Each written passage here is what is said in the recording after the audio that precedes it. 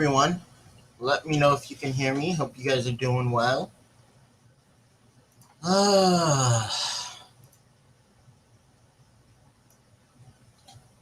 So, I think I mentioned yesterday night that I got a mud skipper. And I did. But if you look over, I guess technically your left, my right, that's a 40, not a 20.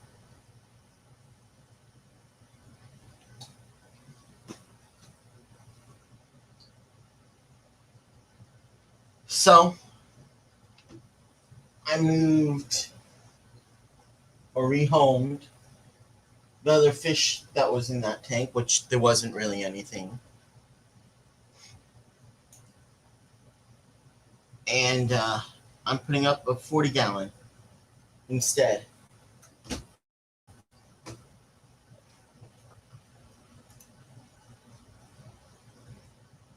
And if anybody wants to come up, be my guest. Love to have you with me.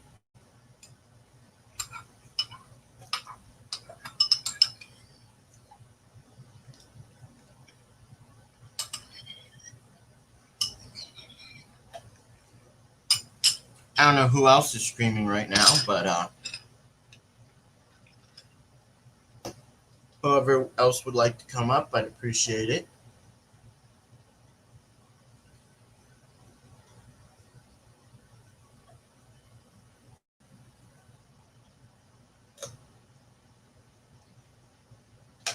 You suck, Joe. Get out of here. Have a good night.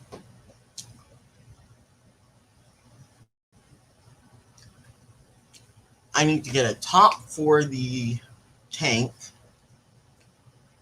but I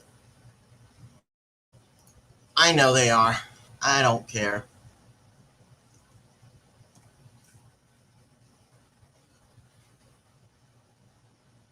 I am the one that I scheduled out for right now, so I'm still going.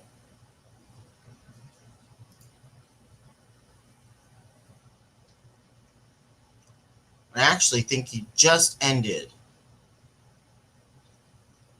KG Cichlids, hello. Hope you're well tonight.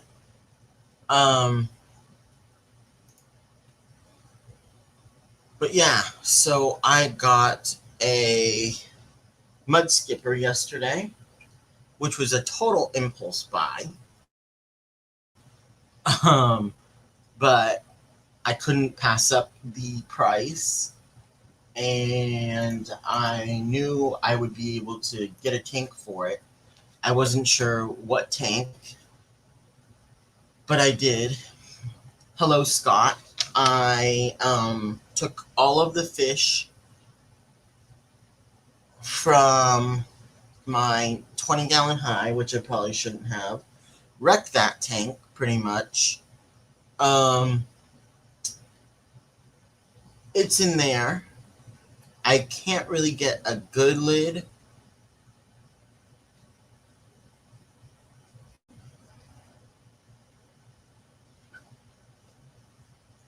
Thanks, KG Cichlids. Is that what your name is too? But yeah, so I set that up, which of course now I don't really need to, because if you can tell, right behind me, technically to my right, but to your guys' left, is a 40 beater that I just put there. So when I get my stuff,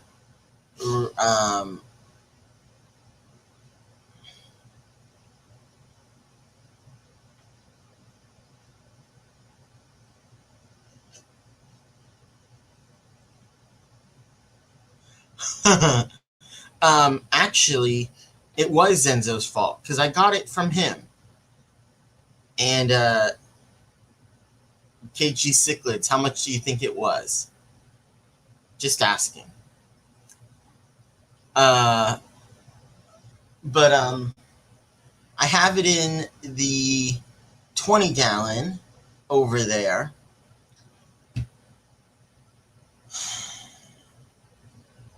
And I took the bettas. Hey, natural. I took the bettas out. And I took the plecos out of there. At least as many as I could. Lower. Go lower, KG.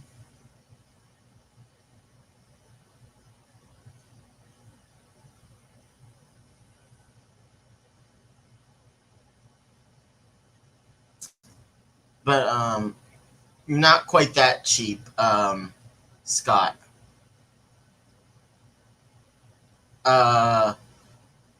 How about a third of that price, KG? I want to pick up another one from him, one or two. So I have that 20-gallon for it right now because that was an impulse buy and I wasn't expecting to get it.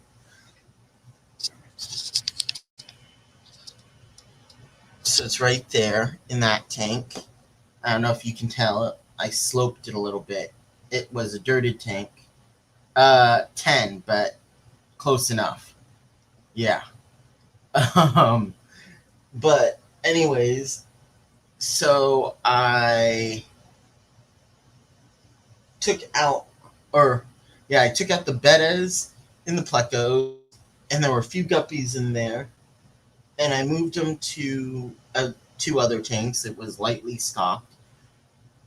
So I moved them to, yeah, I know. So I moved, yeah, zip it, Petroman. So I always see $75 for everything. I don't have enough house. If you can buy a house, I'd appreciate it, Joe. But as it is, I'm moving it from a 20-gallon to a 40.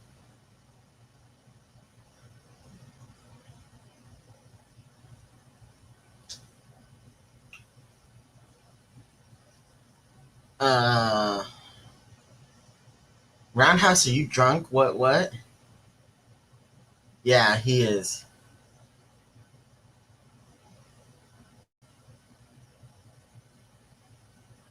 Haha. You know, Joe, I just don't have a big enough place. You should come out here and get build me a basement. That worked too. Either build me a basement or get me a house. One of the two. But moved it. So I have that one. I sloped the sand, took out most of the water. Got some bloodworms for it. Oh, two.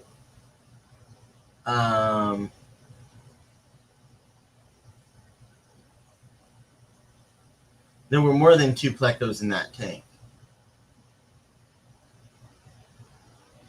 Well, excuse me, but he says that I can put it inside of a 29 tall, and he says I can also put it in a 20-gallon high. So there.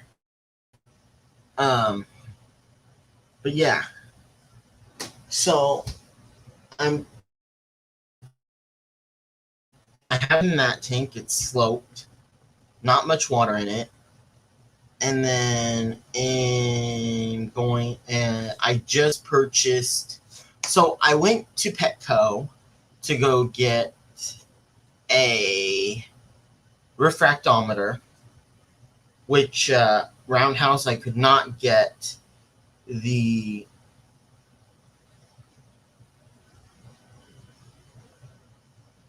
apparently I can put 3 in a 40 Petroman, so there. At least the Africans. which is what I have, or what he gave me.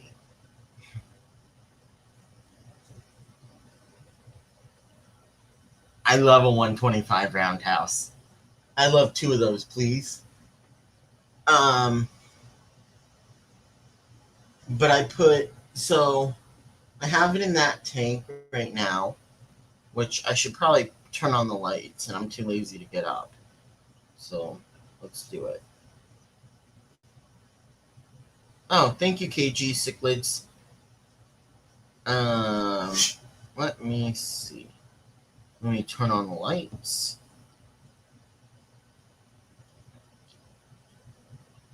There we go. I don't know if you can kind of see it. It's really washed out, but yeah, not really. But yeah, I've got a little platform. I've got the sponge filters in there.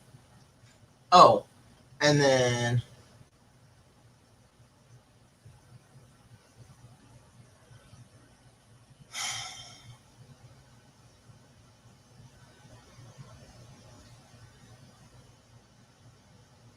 how am I not listening to anyone, Roundhouse? I couldn't get the one that you told me to get. I don't even think they had them on Amazon. And I wanted it soon. I'm getting it on Tuesday. I'm getting a... Oh, geez, what is it? I'm getting 2 things. I purchased a Tetra Repto filter. It's supposed to do 50 gallons. I'm moving it into a 40.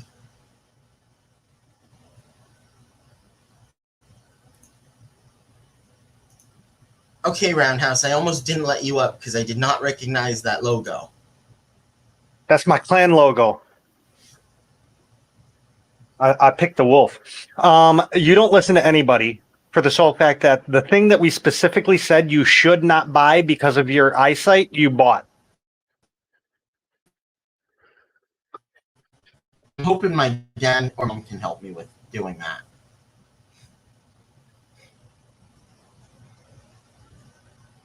Actually, no, I didn't get a refractometer. I got a pen. I got a digital one, but I could not get the ice cap one because they didn't have it. I'm looking at it on Amazon for $13.98. What? The full range Red Sea hydrometer that we told you to get because of your site.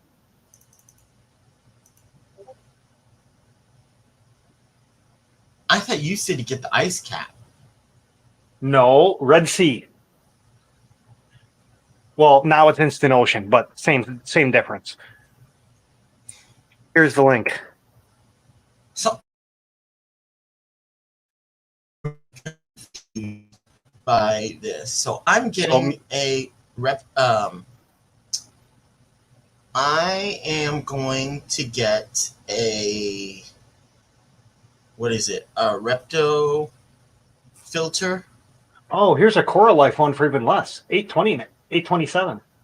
So I'm getting a Repto filter for it, but for some reason, when I type it in, it's really weird. It says it's 30 pounds, and it's like $15.99, which is the one that I got. It's supposed to be for up to 50 gallons. I don't know if that's going to be true. I'm only planning, hopefully, to need it for 20, but I got it. So that should come on Tuesday.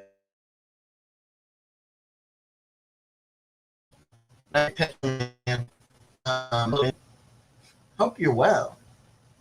And then yeah, because there's 2. There's a decorative Repto filter for $21, and there's one for $15 or $16. So I got the one for $16 since it looks like it's better. But So I got that, and then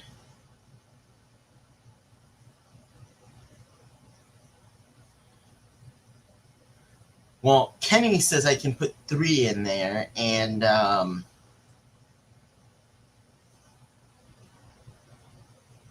Zenzo says I can put it in there.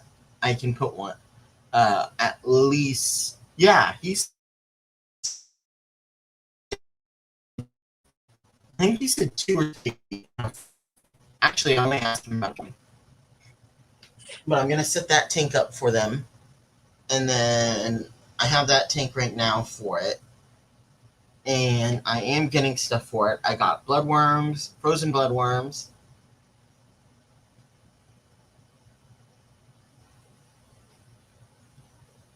Where'd you go, Roundhouse? I'm here. Yeah, I know, but I saw you mute yourself. I was coughing. Oh, okay. Or would you rather I cough in everybody's ear? I'd rather not have you coughing in everybody's ear. No, other way. There we go. But yeah, so I've got it in there. I'm getting a filter for it. Although it says it's like 30 pounds, which can't be right. And it's supposed to do 50 gallons. It's 125 gallons per hour.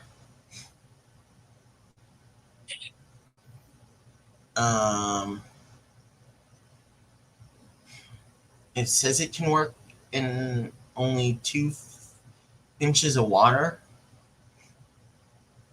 And it can be like a waterfall.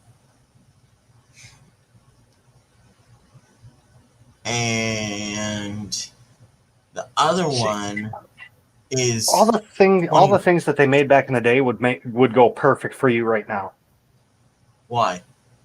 Tenplex used to make a system, and it was a plastic contraption that you put inside the tank and then backfilled underneath it with gravel.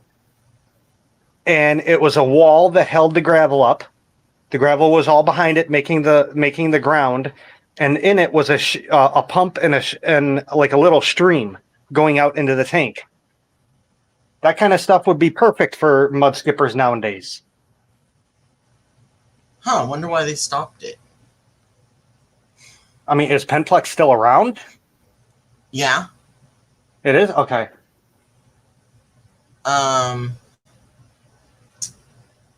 Yeah, the Cascade is a Penplex.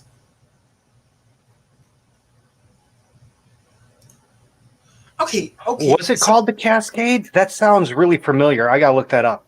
It's a Cascade filter. There's a Cascade filter. No, this is a thing that goes in the tank. I know, but I'm telling you, there's a Cascade filter circling around. That's what I'm trying to tell you. All right, Roundhouse. So I know you're probably gonna yell at me, but I have to ask because this kind of looked cool, but it's kind of also hard to tell how the heck to use it.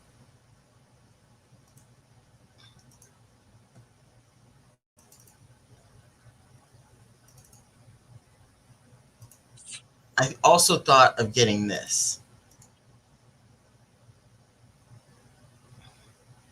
That's similar. Well, I mean, it's the same basic, idea of what I was talking about, letting them get out of the water.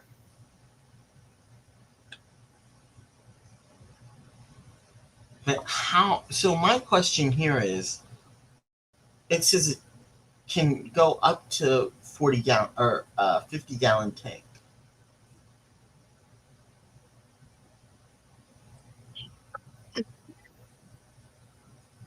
That's what it says.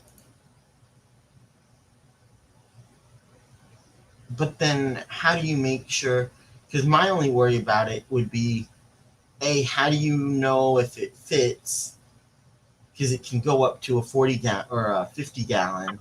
Well, if it'll fit in a And 50 gallon, it'll fit in pretty much anything. but how do you get it in a? It tells you the size right there, 14 by 10 by 17.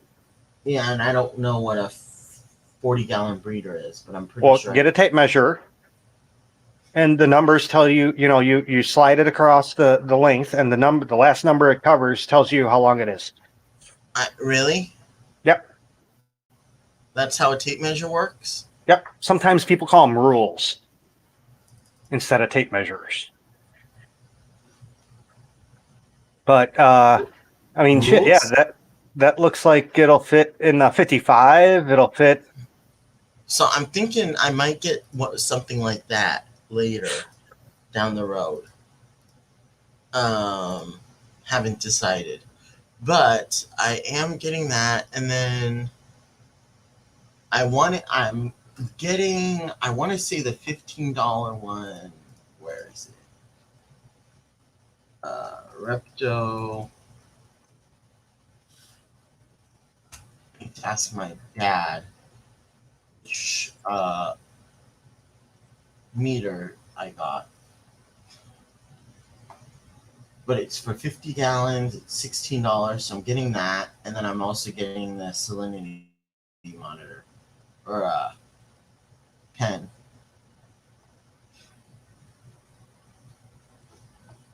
And then let's see. What is a 40 gallon? 40-gallon breeder is 36 by 18 by 16. Roundhouse? Hmm. My only worry is how do I make sure if I get this, it gives me the dimensions of it. But if I get it, hey Sandy, my main concern would be the size, because if it's 13 inches wide, so it's 17 by 14 by 10. A 40 breeder is 36 by 18 by 16.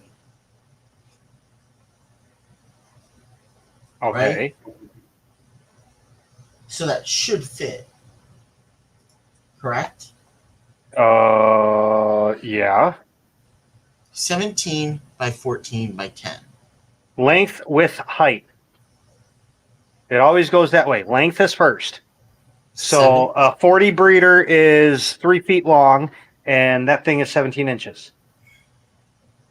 So 36 inches for the 40 breeder is 36, and the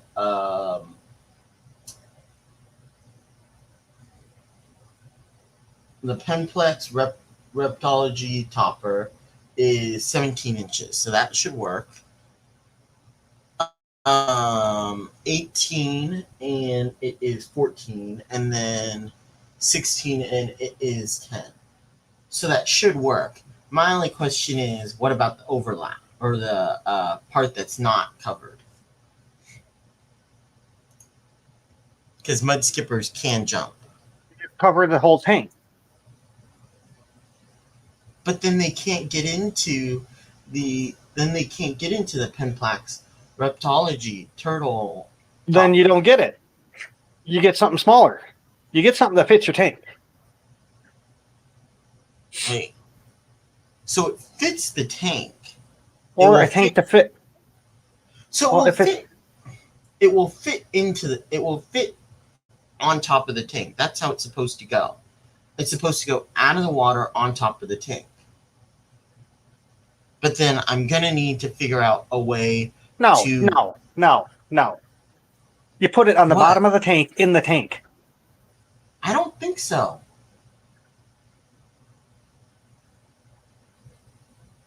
It's supposed to float, I think. You don't put it outside the tank because then the whatever's trying to crawl into it can't get into it because your tank is only half full. Well, that's why you do it full. No, you don't do it full. The To me, tank would that be looks like it full. goes in the tank because the gravel would go, that part that goes down, I'm assuming that goes into the gravel and holds it down.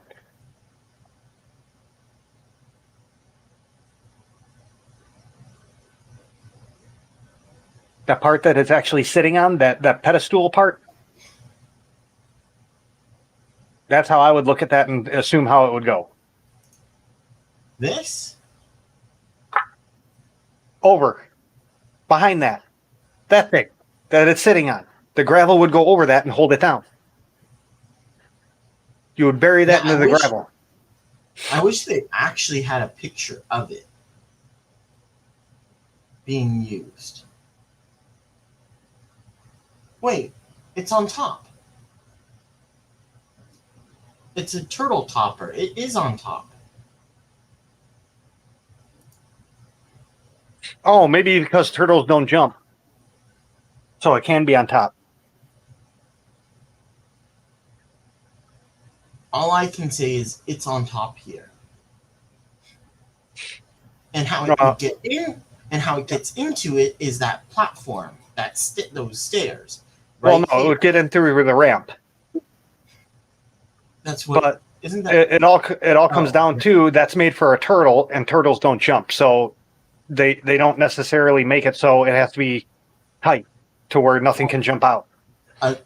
Agreed. Now the question then lies in See, like this polycarbonate. here. Hold on, where am I? Go into private chat and look at this. That's something Now like the you would question- need. Yeah, so they are made to sit on top of the tank. Thank you, Ryan. I thought so. So then, Sandy, if Susie Q has one, how does she make? I'm assuming, is it for turtles or is it for her mud skippers?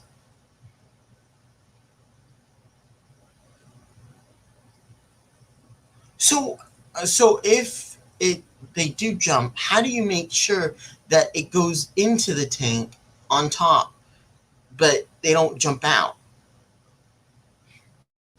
How do you make sure they don't jump out? I guess that's my question.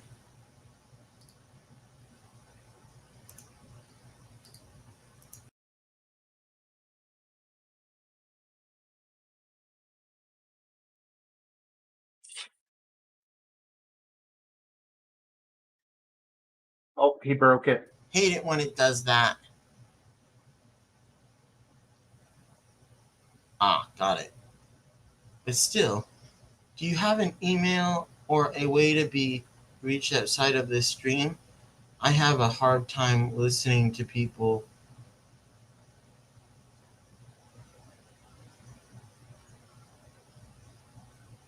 Yeah, Bunny Viper,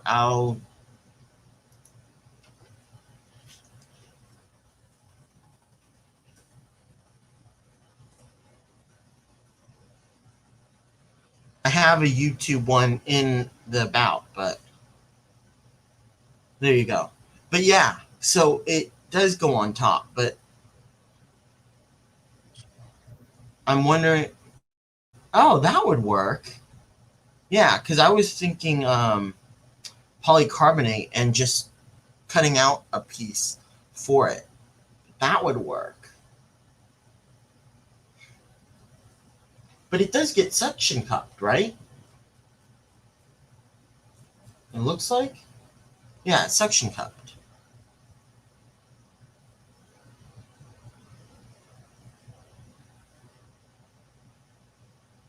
Sure.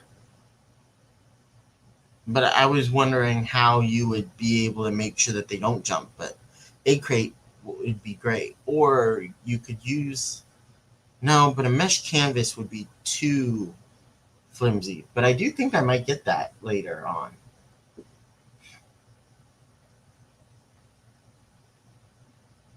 It doesn't look like they make it anymore, but they still make the old ones that they made before that. Old what? What are you talking about? For like mud skippers and stuff. Look at the link I just posted, the last link. Yeah, I looked at it, or I opened it, and then That's like something what you would need. Because what that would do is that would sit right at the top of the water, and they would be able to climb out. Is it like a platform? Yeah. It has that support that goes down to the bottom of the tank that supports it, and then there's on one side there's one suction cup, and on the back side there's two, and it suction cups into the corner.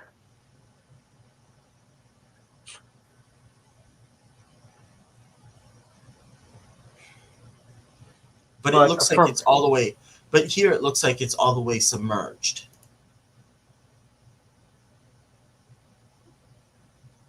Right? Yeah, you can do. Yeah, but you don't have to submerge it. You can have the water level right at the top of the water. Yeah, you put the water level right at the top of the ledge. Hey, Edgar.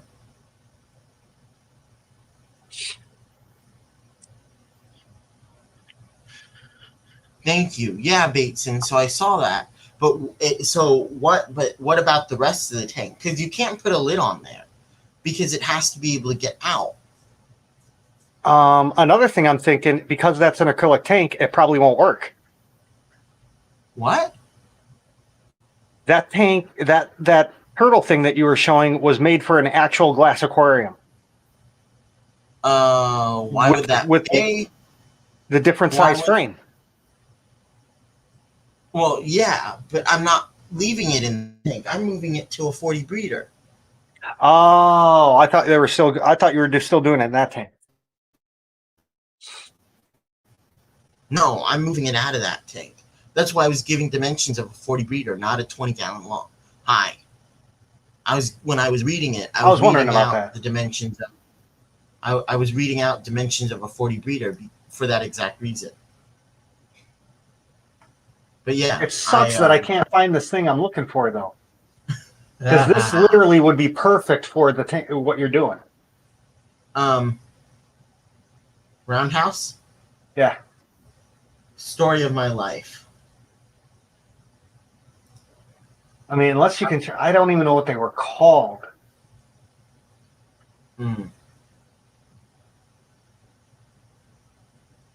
Yeah, so I've seen. I actually had one of those baits, and he actually also told me for the moment, just use freaking styrofoam. He has a piece of styrofoam that he gave me, and he told me just to use that as a platform for the moment. But I didn't want to do that. Styrofoam gets old on top of a tank. It starts growing stuff. Because the humidity, like algae and stuff. You should see the piece he gave. Give me a sec. And yes, I am going to remove myself from StreamYard because I don't want to make that reverb.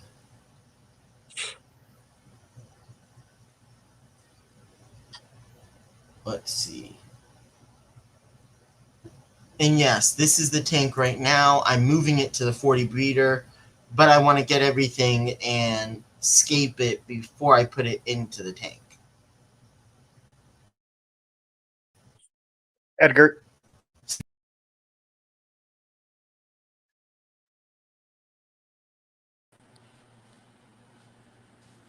Can you hear me?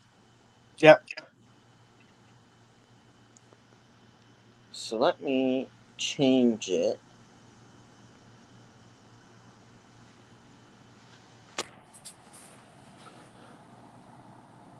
So here's the tank currently.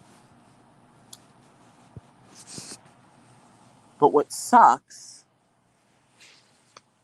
is that before, this is how the tank was. So I could put a filter back there and then it was open right here. And I don't know, because I guess it's because it's acrylic. It was not, I don't know, but it's weird. So I couldn't really put a top. So I'm basically just using a 10-gallon tank lid for it. So I do need to get a lid too, which I'm thinking I need to find some egg crate or something to put on top of it. Because I do want to get that. Well, but, no. Kevin, you don't want egg crate. Why? You want it sealed because they like humidity. The egg crate will let all the humidity out.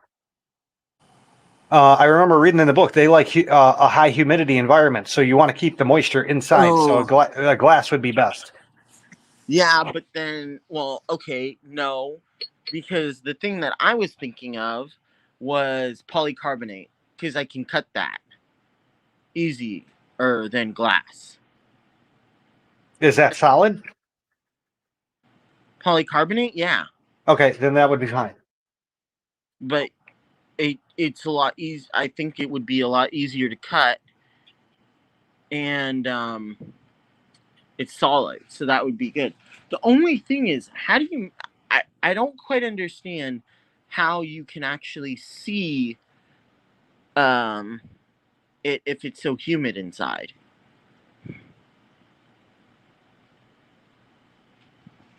Because right now I see it. It's right there. Yeah, Can you see it?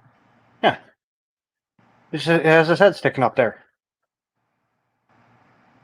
But I don't know. I'm just saying what the Bible said. I know, and it's humid.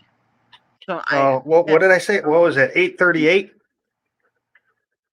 huh? Yeah, I think it was 838.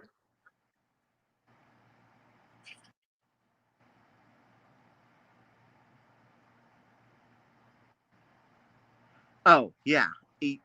Was it 838? Yeah. Yeah, the cover the tank to create high humidity.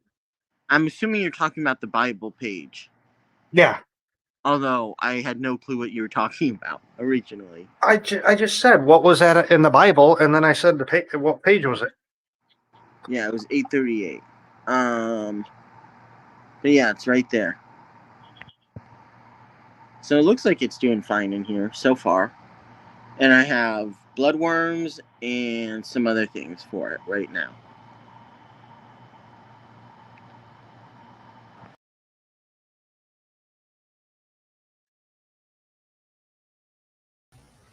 But I asked, yeah, I saw that. Thank you.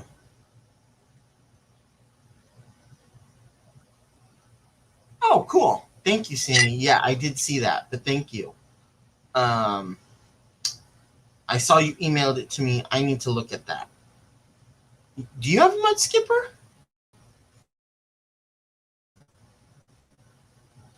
Okay, I guess it would help if I turn my, yeah, okay, there we go. I turned my volume back on.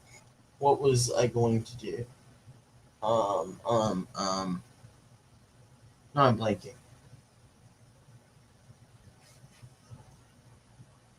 But yeah, I agree with you. It does need high humidity, so egg crate probably wouldn't work. But I'm trying to think of what else to use, because if I use what I want to use, which making a bank and doing what I want to do right now for the time being, until I get the until I get the um what was it? Pimplax? I forget what it was.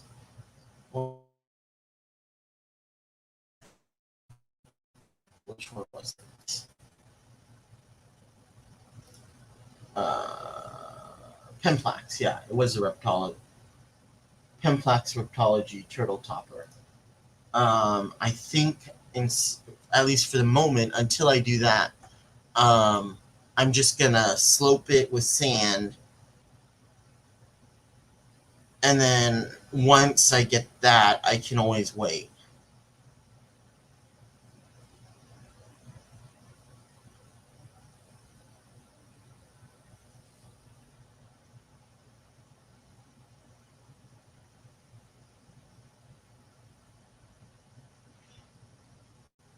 I've heard of him. I've never watched a video. I don't think I watched a video of Serpe Designs because I never got into paludariums. Was that's what it was called? And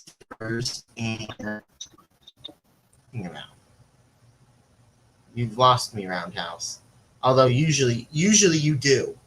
So I'm really not surprised you've lost me here. But please No, catch me. I'm trying to find a picture of this thing I'm talking about. I never know what you're talking about. And the waterfall thing I just said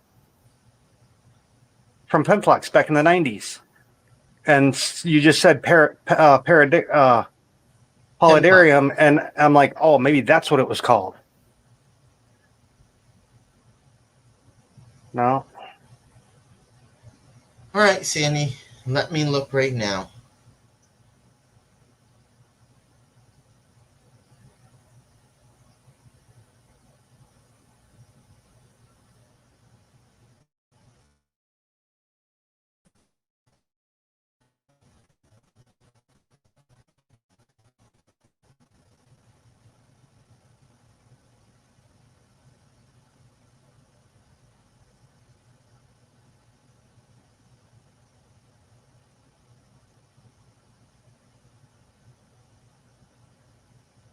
How did you do that, though, Sandy?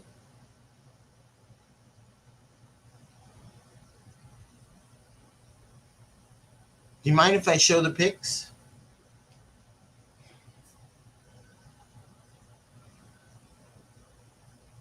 Two questions. Do you mind if I show the pics?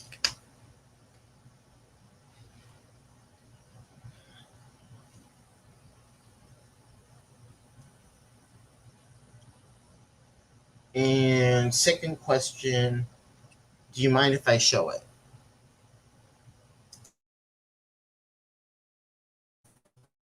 But yeah, I'm confused. I see them, and I'm gonna pull it up on my computer because I had it on my phone for a second, but I'm not quite sure how the heck you got that.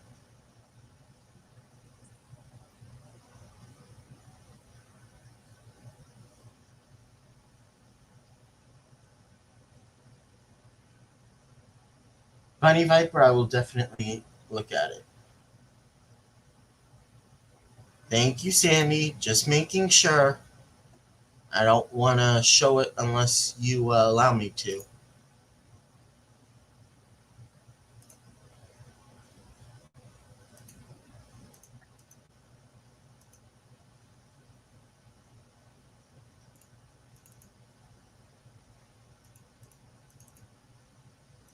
Oh, come on.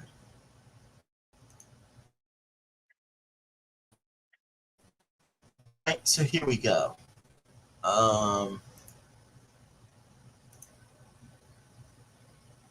not quite sure how the heck you did that, though. That looks awesome.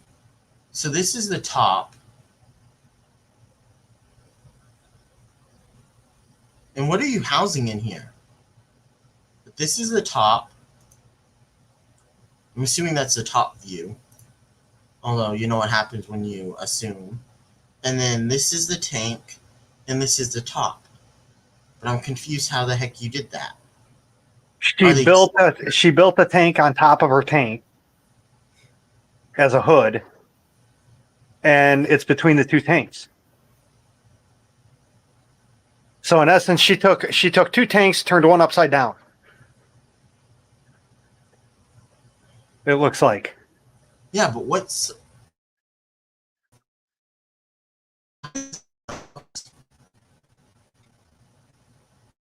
that's awesome. That would be good. Because I have 240s. I don't know if you have the room up there though.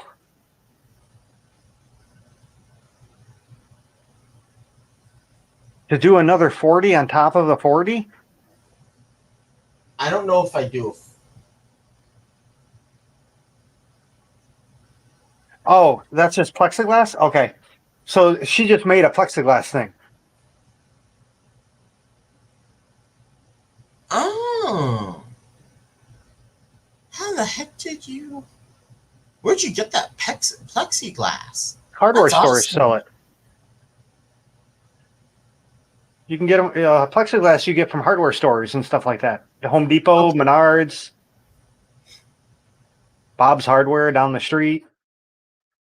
They should all have it. I really love that. That looks awesome.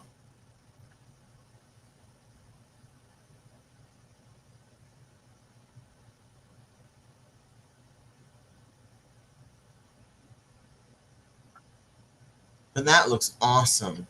Yeah, I'm definitely gonna try and do something like that because I need to get a lid because I don't have a lid right now. And instead of getting a lid, I think I might try that. For the meantime, at least I have something that I can use instead, but it would be a good idea.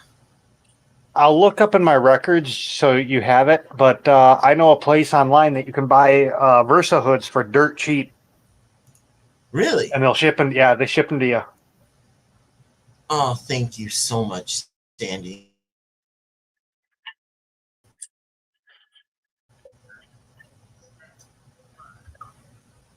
Okay, there we go.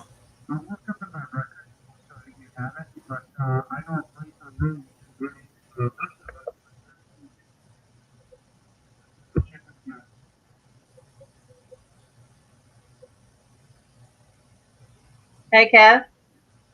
Hey, Sandy, can you hear me? You know the ramp part? Yeah. It's just it's a piece of plexiglass, about 1/4 inch thick. And what I did about 2/3 of the way of the length, I heated it so I could bend it gently. Oh, oh. Okay, sorry about that. Oh, so you got. So it's a piece of plexiglass, and then about 2/3 of the length, I heated it up and gently bent it, and then like you got to cut it to the dimensions of the lip, the inside lip. So But I'm. the ramp part, you'll have to make it a little narrower so that it will has the room to bend down. But it'll sit on the lip. So, so you took plexiglass, right? Yeah. You cut it to the size of whatever tank you're using. The inside of the lip, so Pretty that much it'll like. sit on the lip. Well, so I'm assuming you made it like a lid. You made a lid, basically a acrylic or a plexiglass lid for the 40 Yeah, breather. like the topper part is also just made out of plexiglass. So you made the The floor ramp. for the well, you made the floor and then you probably cut out and then or did you Here, hang not? on 1 sec. I think I have an example of one right here. Hang on. Huh? How many? Okay, no, I'm not gonna ask. Don't want to go there. How do you? Uh,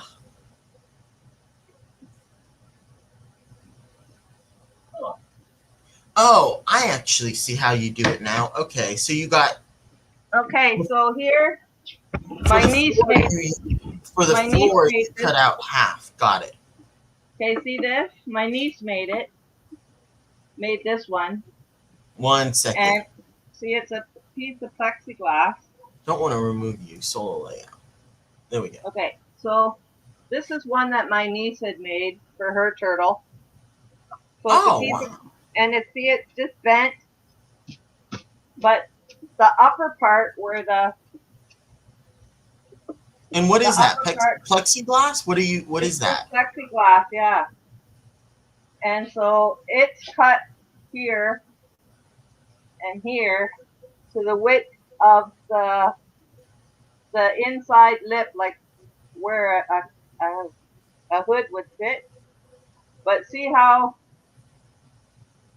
the part that goes down into the water is a little bit narrower so that it'll fold down uh, beyond the lip. So this sits right on the inside lip of your tank. That's And smart. see it's this bent here. So this part here goes in the water. And then how are you feeding? What? How are you feeding if it's closed? Do you just take the lid off of the paludarium? Oh, well, the top part, because it was, I think, 12 inches high, so the turtles couldn't climb out. But I didn't. I just made the the around here part. I never put a lid on the top. I mean, you could if you want. If you don't want too much evaporation, you could put a lid on the top. But I never did. I just did the surround. Got it. Okay. Yeah, And I then think I need to with the mud skipper. and then It like you'll jumped. see it in the second. Well, you can make the plexiglass however tall you want. Yeah. You know, like it wouldn't jump 12 inches, I don't think, but I'm not sure. But you could I put a don't know Lexan. how You could much it put would that. jump, but I also don't want to find out. What's that Lexan stuff or something? Polycarbonate. You could put one of those on the top. And that's what I was thinking. But in the second picture, I just made a really nice trim around the bottom of it, and the top of it just was some molding, cheap molding from the hardware store, and it looked really cool. I don't use it in. I don't have turtles anymore. My niece's turtle that I adopted because she didn't want it anymore passed away a few months back, so no more turtles. Oh. Yeah. But anyhow, I guess okay. Roundhouse couldn't hang. I just want to explain that to you. But if you decide to go that route, I'll help talk you through it. You know, anytime you want. Okay. Okay, Sandy. You have my email now, right? Yeah. Sandy. Yeah. Okay. Yeah. I think I just might need a lid. Yeah, you could go the Lexan way, No. right? No, wait. Mud Skipper is also able to jump 2 feet in the air and climb on various structures, thanks Wow. to sucker-like pelvic fins. I think I'm gonna need a lid. I could be wrong, but I think I'm gonna need a lid. I think you are. But you could, if you did. I don't think I want to do that. If For you did the a mud viewing, skippers, I don't think I want to do that. But if you did a viewing top like the one I made, you could put a piece of Lexan or something, Lexan or whatever they call that, or even egg crate or something on top. Anyways, I'm gonna pop back down, so I'm in my pajamas. Well, thank you for coming up. All right. Well, thanks for having me, buddy. Now, how do I get out of here? Let's see. Okay, I'll be in the chat. Bye. I guess Roundhouse couldn't hang. But yeah, I think that would be. I was actually thinking maybe putting 2 40 beaters on top of each other. But yeah, that would be plexiglass. I think would probably be better.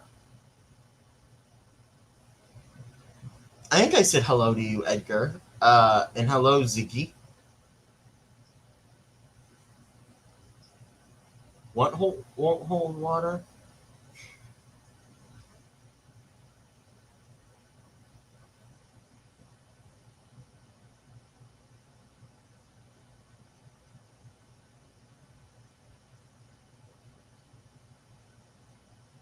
Yeah, I think I'm gonna do that. I think I might go get some.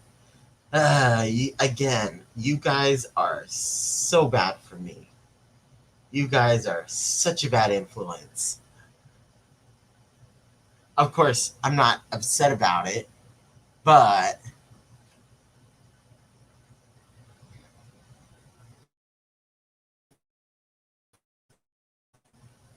I definitely do want to do one of those. But yeah, so I've got the 40 breeder, so I think I'm going to stick them in there, especially with the dimensions. I think that should be okay.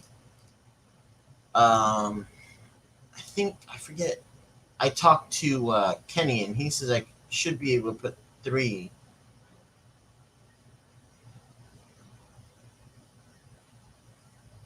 Yeah, you could probably do that, Ryan.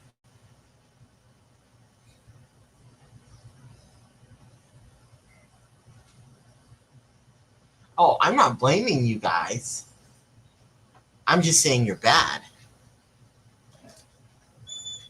Or it's bad. Hey, you. Nice of you to join me. Hey, Thunder.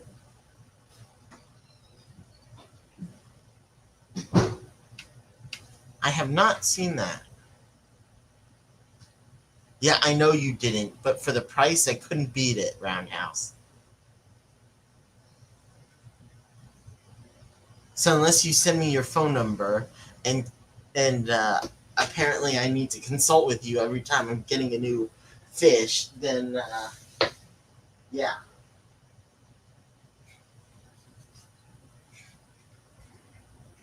But it looked cool. Nobody else was getting them, and then of course I was gonna get it, and then two other people wanted them too. So I'm gonna have to get another one from Zenzo another time. Okay, why does this? Oh, oops. Is that? Yeah, that's better. I felt a little bit. I did not like that, but yeah. So I'm gonna be working on that, and then okay. I told myself that I was not going to, or that I didn't need to, but oh, and I think what I want to do, since it's a brackish water fish, I want to put two, probably two, maybe maybe two figure eight puffers. I'm thinking.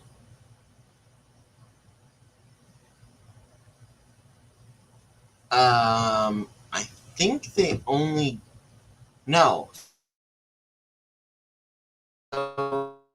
They told me I could get three in a 40, and if I'm adding the paludarium part, I'm hoping that I can. That should be fine. Baits in. Yeah. I don't. They're African mud skippers, so I don't think they get quite as big. I need to look though.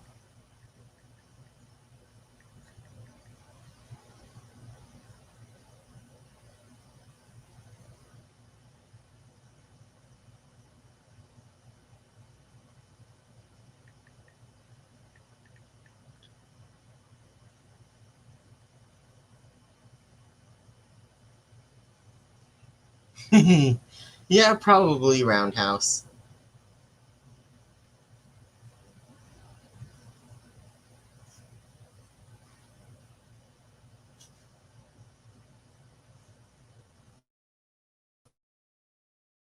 Which is Atlantics.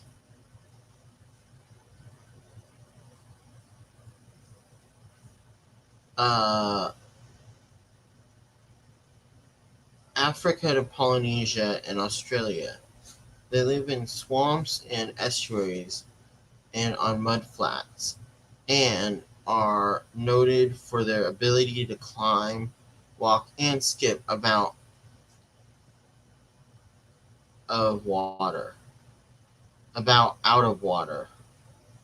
Elongated fish, they range up to about 30 centimeters, 12 inches long. Yeah, I don't know. Kenny said I could probably get three in a 40. I'm thinking I'm only going to do one, maybe two. I think he said it was African.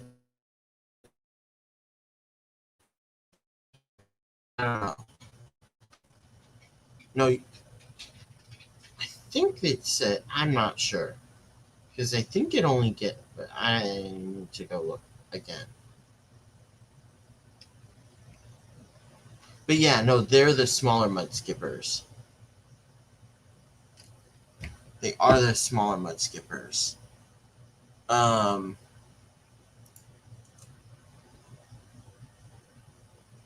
I need to look.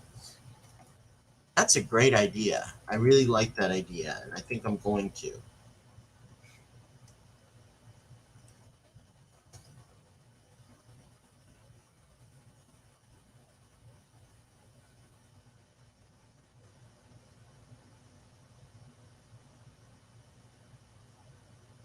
I'm not reading from it.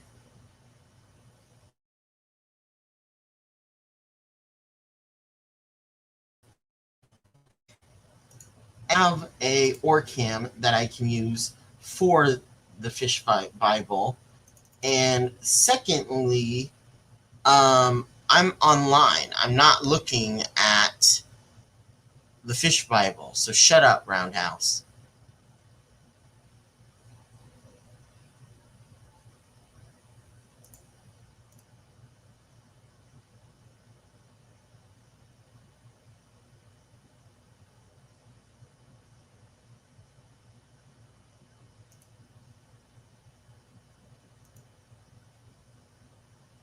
But yeah, no, Bateson, you are right. But I don't know. Kenny had said I could get 3. And I'm only probably going to do 2. And even Zenzo said I could probably do 3.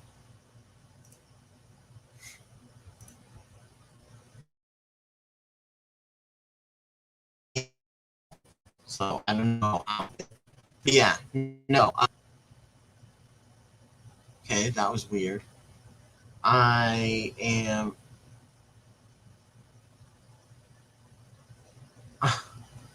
I don't know, Roundhouse. I'm just telling you. I looked it up online.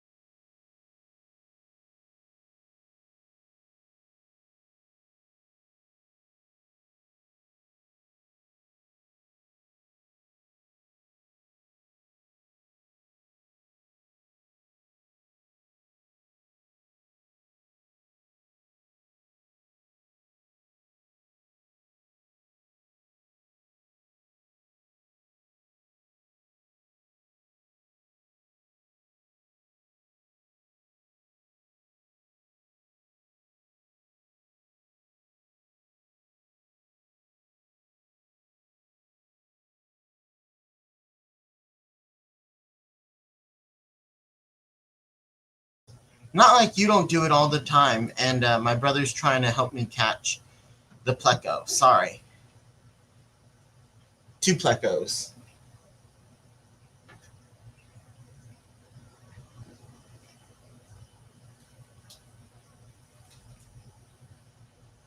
But yeah, I'm still here.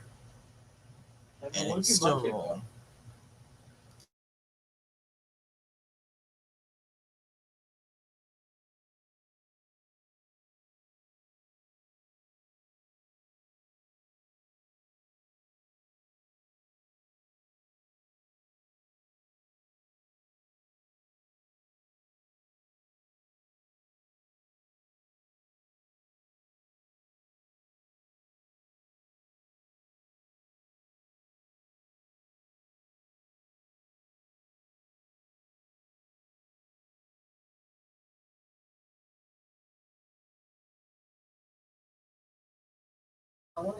Yes, you do. You leave your streams all the time, Roundhouse.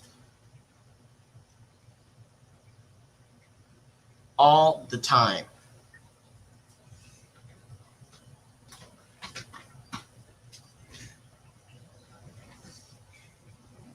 But yeah, my brother's trying to help me. Oh, wait, there's another fish too.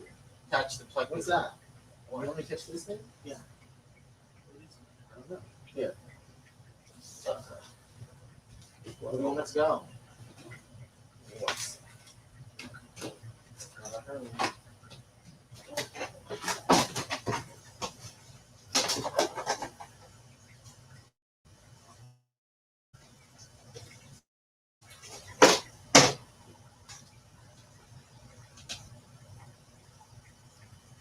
okay.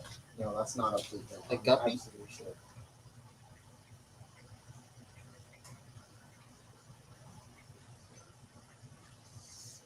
I got him. Ah, jeez. He's too big for the net.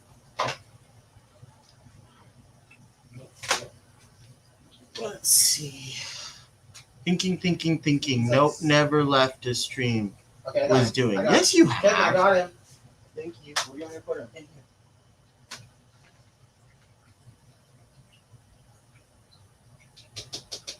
Any others? The reason he won't come out.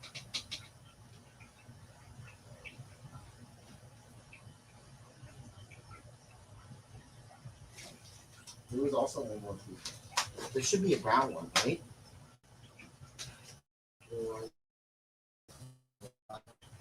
But Roundhouse, I'm sure you have. At least you've showed your tanks and not been talking for quite a while.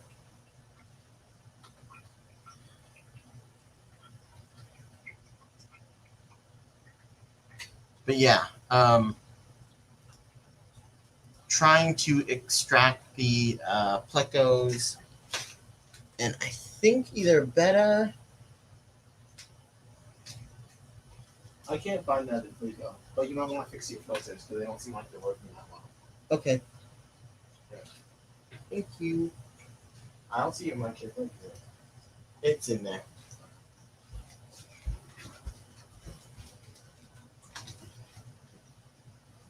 This wasn't yours, right? What? No, that's yours. Wow. Bye. Thank you.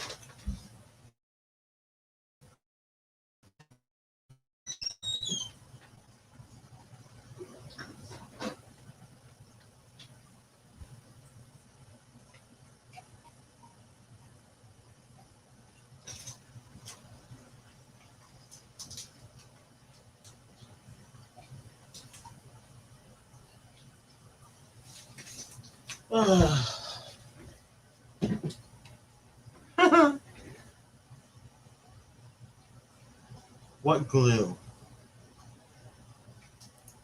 There ain't no glue.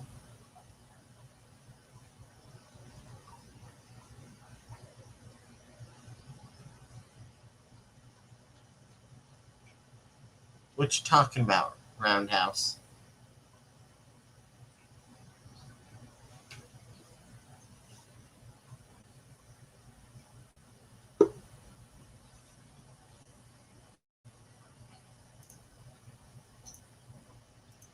Oh, thank you.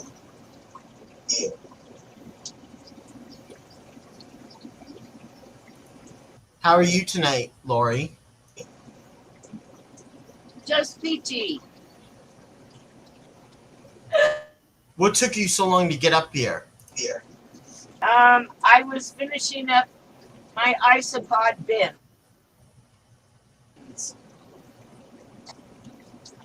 Because I'm getting roly-poly bugs next week. And I wanted, Wait, what? roly-poly bugs? Yeah, I'm getting 2 more types of roly-poly bugs.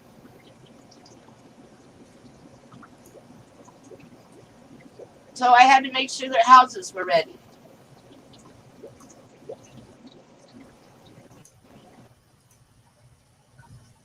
They're also isopods, aren't they? Yeah.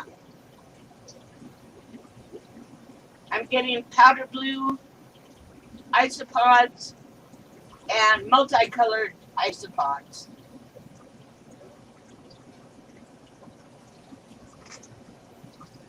And then I have my dairy cows.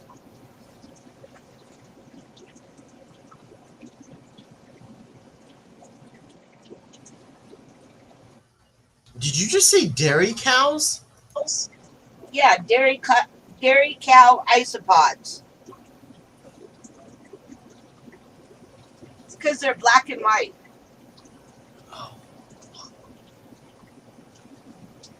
They're marked like isopods. I mean, they're marked like dairy cows.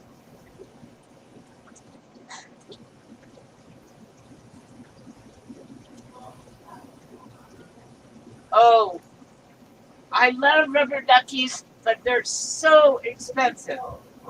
And if I win isopods, I'll for sure get rubber duckies.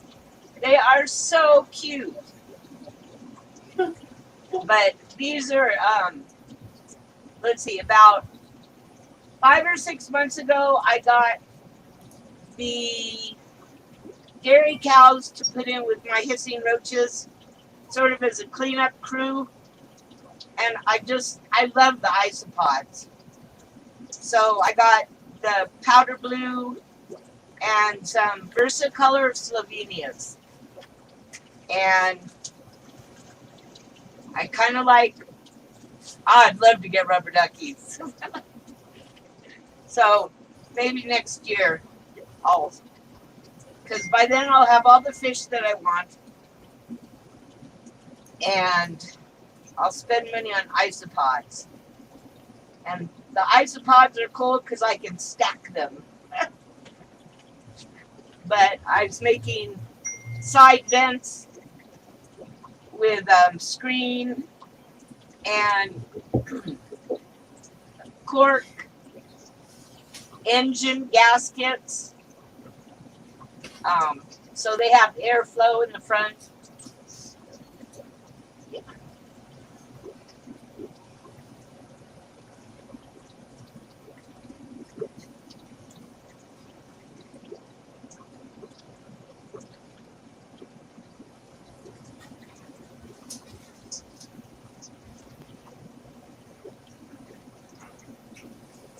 And of course, almost done, and I thought, gee, I should have done a video of this.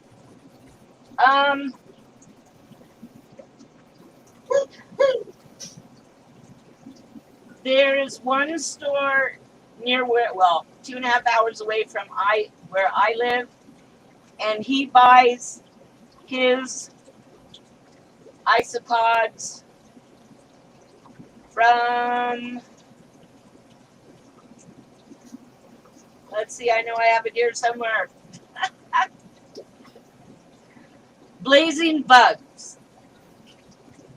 He said that some of their isopods are a little more, some are a little less, but he's never received any dead isopods. And rather than 10, you get 15 or more. You get adults and juveniles. And he just said that the Blazing Bugs is the best place to buy them. So I will let you know. Do you have any other isopods?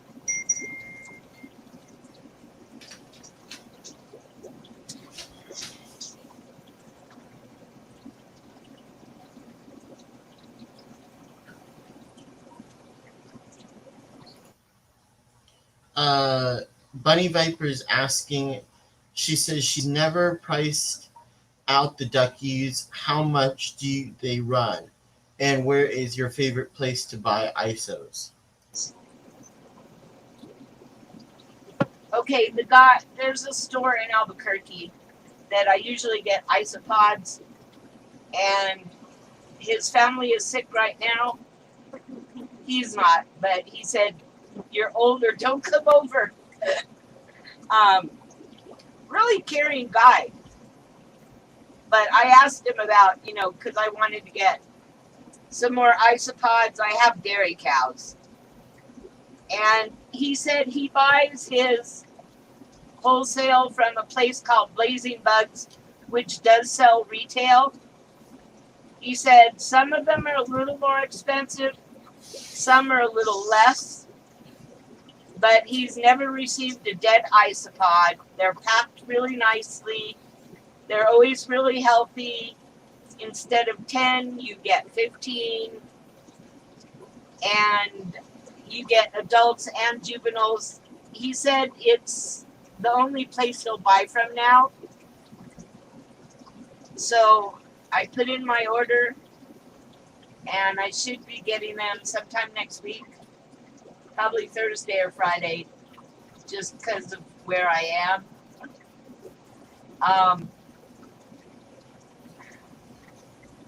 And you know, I haven't looked at how much. I've looked at duckies, but they've always been so much more that I just didn't look this time. I kind of knew what I wanted. I like the powder blues, and they had some that are called Versicolor Slovenia, and there's orange and white and blue and all different colors on a grayish background. So I thought, you know, they looked pretty cool.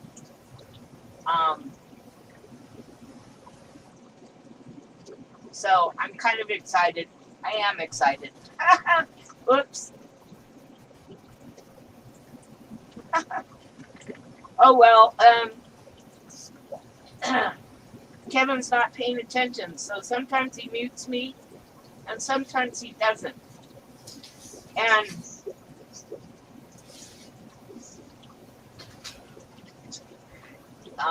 I'll let you know when I get my isopods what I think of blazing bugs. Only time I mute you is when I want to talk and you've just finished your comment, and I don't want to overlap and make too much echo.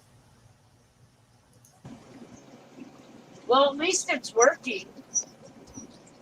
See, those are Santa Claus guppies. The white tails are females and the red tails are males.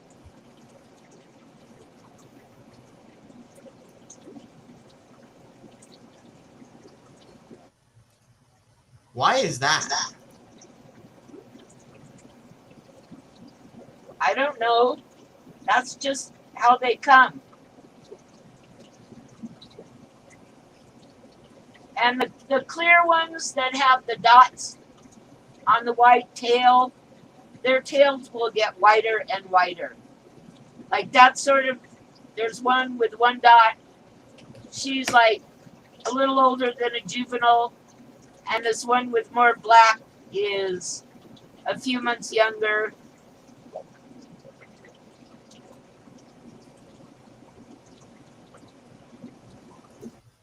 Nice, J-Rock.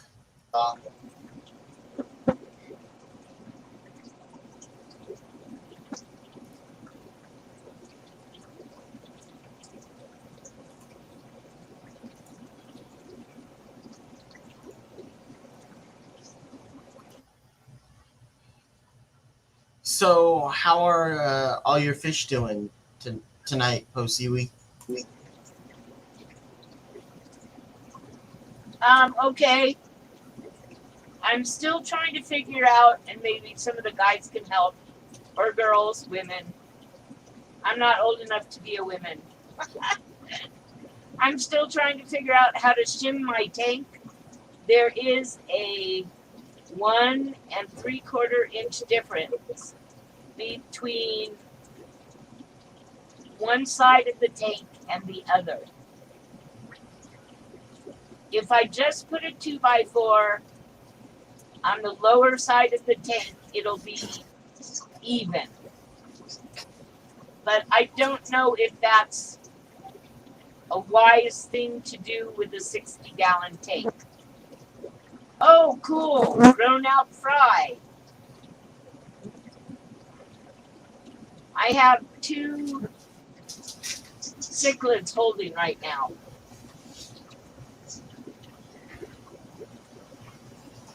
I don't think that's cool. My guess is they're guppies or mollies, I think you said.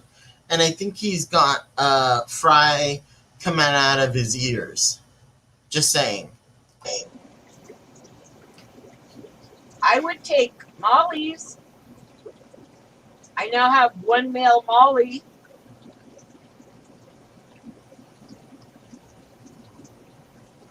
No, these They're actually a red tail, and they're called Santa Claus guppies. None of the red tails have tiger marks. The better grade ones have white edging on their tails. And I imagine these are probably mediocre because the other two strains I got from this guy were really bad, as far as being what they're supposed to look like. But I like these. They're easy to sex. And I just like them. I'm now getting enough that I'm going to sell them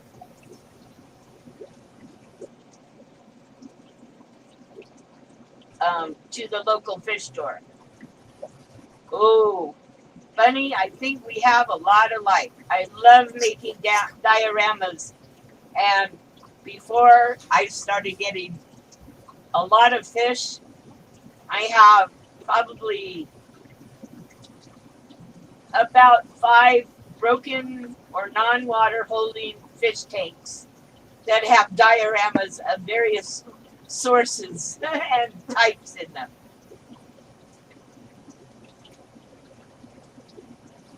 Wow, 350 fry?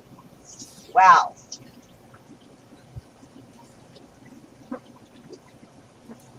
So when you're going nice, he's going, yeah, I've got way too many.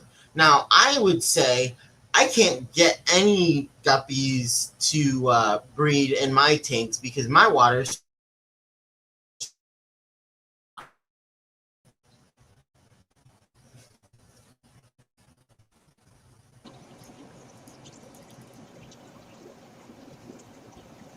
Jumbo orange mosaics. That sounds cool.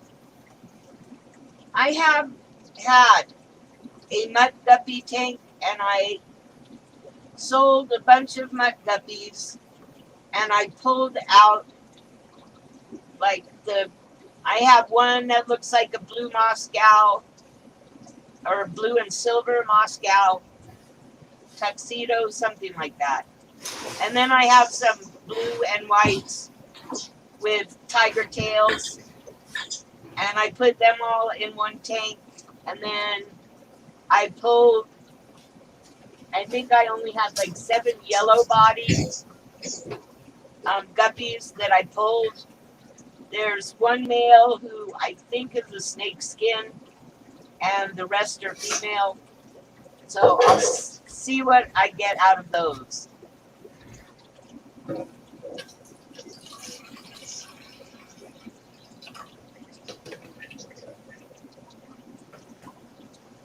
Yeah, you need red, white, and blue guppies.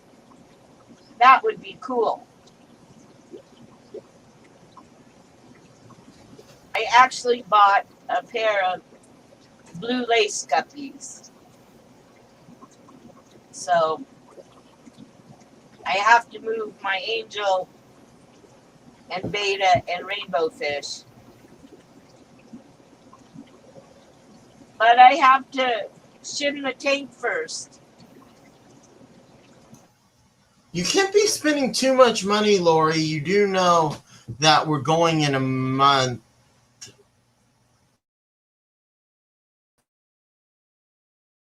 Right? I know.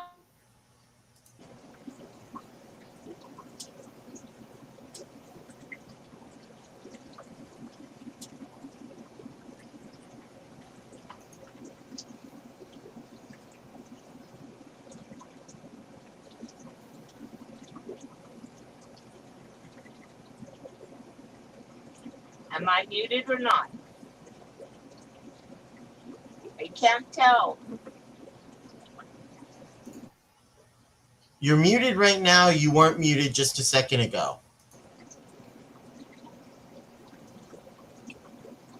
Okay. Yes, I have some of the guppies on my channel, not a lot. because I just split them, and I've been trying to set or redo tanks, but I have this other issue going on, so I haven't been doing as much with my fish because, like, stupid 91 fry. Wow. I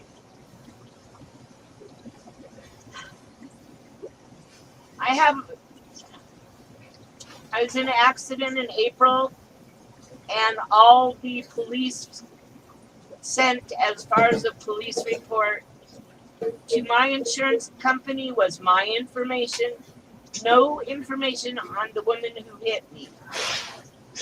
So if they didn't get the information, I'm going to have to subpoena pharmacy records from CVS to get her name and address and take her to small claims court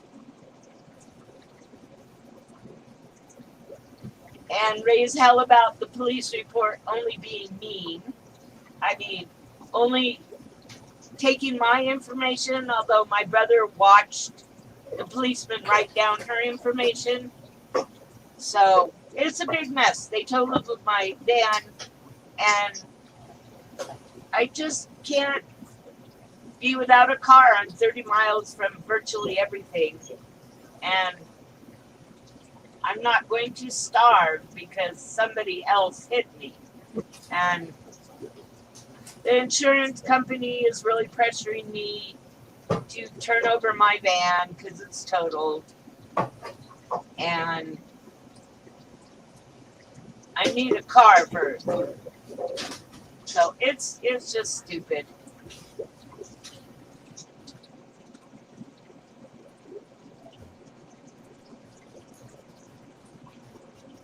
Okay, I just put I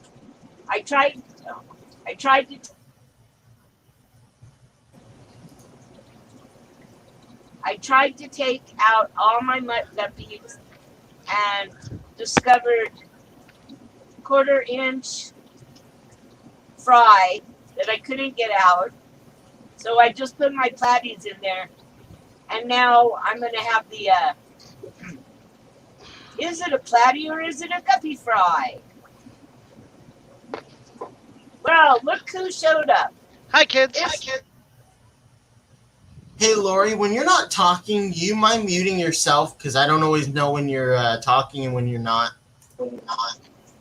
No, I was doing it before, but then you started doing it.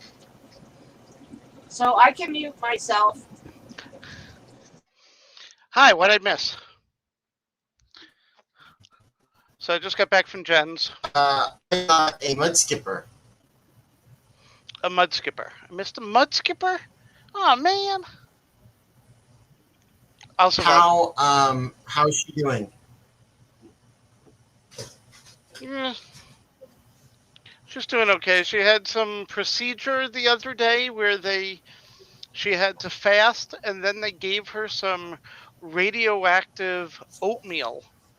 And then as it was going down the digestive tract, they would once an hour take a picture to see how far it's gone down, and she's been having a lot of digestive problems.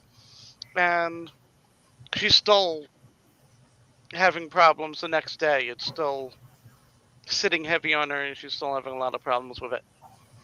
So now they have to figure out what to do. Sandy, Jay, Bunny, Pose, how you doing? Okay, I had that test, but I had radioactive eggs, but I had so much radioactivity in me from the ablation of my thyroid that the test didn't work. So, but see, it's okay, because my dad's a nuclear laser physicist. And I asked him about the amount of radioactivity you get. Oh, it's so minuscule. Yeah, he said, don't even worry about it. Yeah, You get more from an X-ray. Yeah. Oh, it's me again. I'll go. Don't go. Hey, get back here. Wait, why did she leave? Because she was echoing. Yeah, that's why we told her just to mute herself when she's not talking. Perfectly. Get back up here, Lori.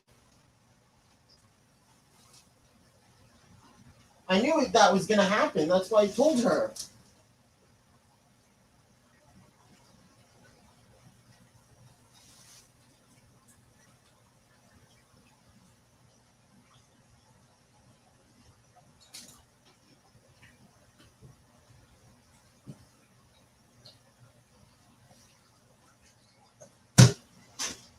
So what you been up to, Larry? Sorry, Kev was talking to the housemate. What's going on? What's happening? I had somebody come over today and get the 180-gallon tank. That was a long day. I mean, they traveled several hours to get to my place and get to Jen's place.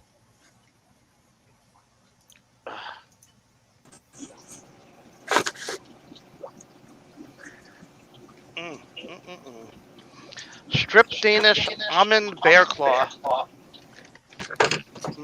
This is gonna taste good. You said several hours? How much did you sell it for? 500. Wow.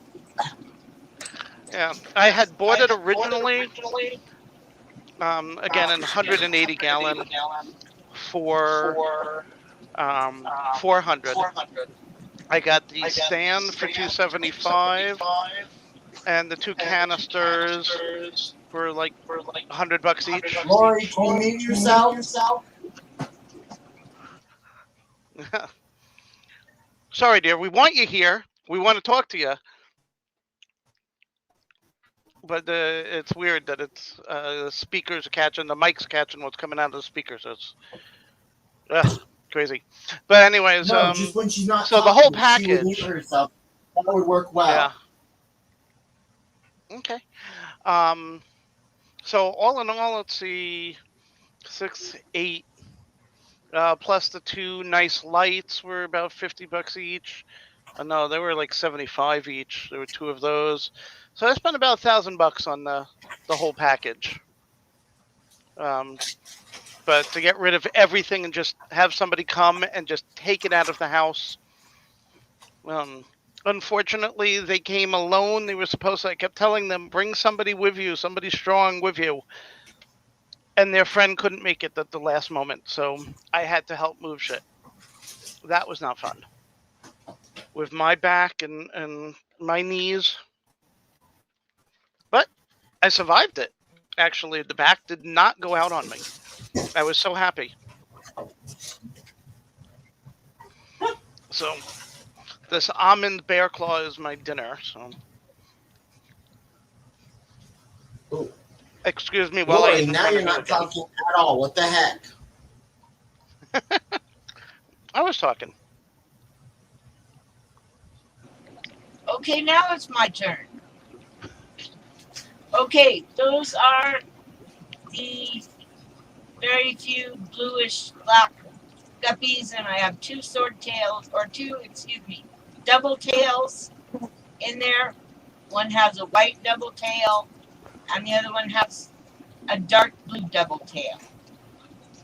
Cool. And then I have one more tank of guppies. No, I don't. Not yet. The blue lace guppies are on their way. I think Jennifer still has some of her blue steel, but no, a nebula steel guppies. I started, those were the second type of guppy I had, but they didn't make it.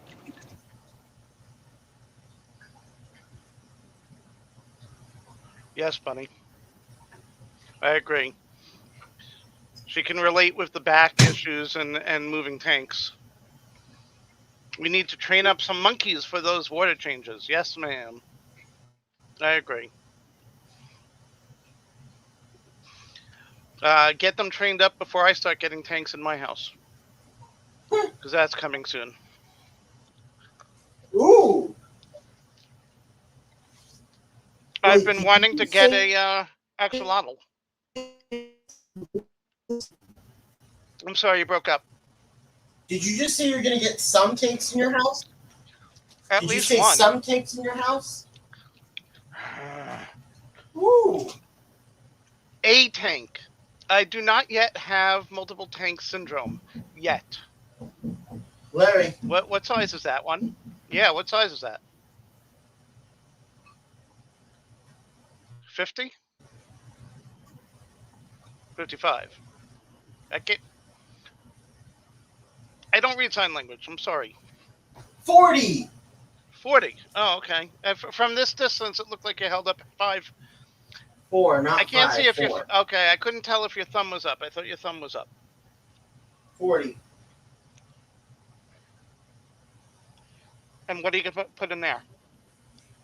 The mud skipper. Oh, you're getting the mud skipper. Oh, okay. I heard you say that I had missed talking about a mud No, skipper. I'm not kidding. I have a mud skipper. You have a mud skipper. I am so behind in the conversation. I have a mud skipper. I'm moving it from the 20-gallon to the 40. Gotcha. I went to an aquarium auction yesterday, got a tank, a plant, and a mud skipper. Mud skippers are about $30-something. I got it for $10. And I got Dean and Tizawa tanks, which I was very Zenzo from Tizawa tanks, which I was very excited about. Lori?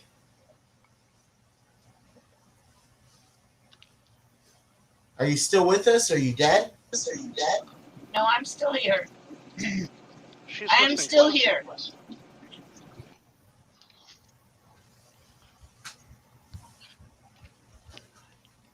Are you done moving all of your tanks around yet?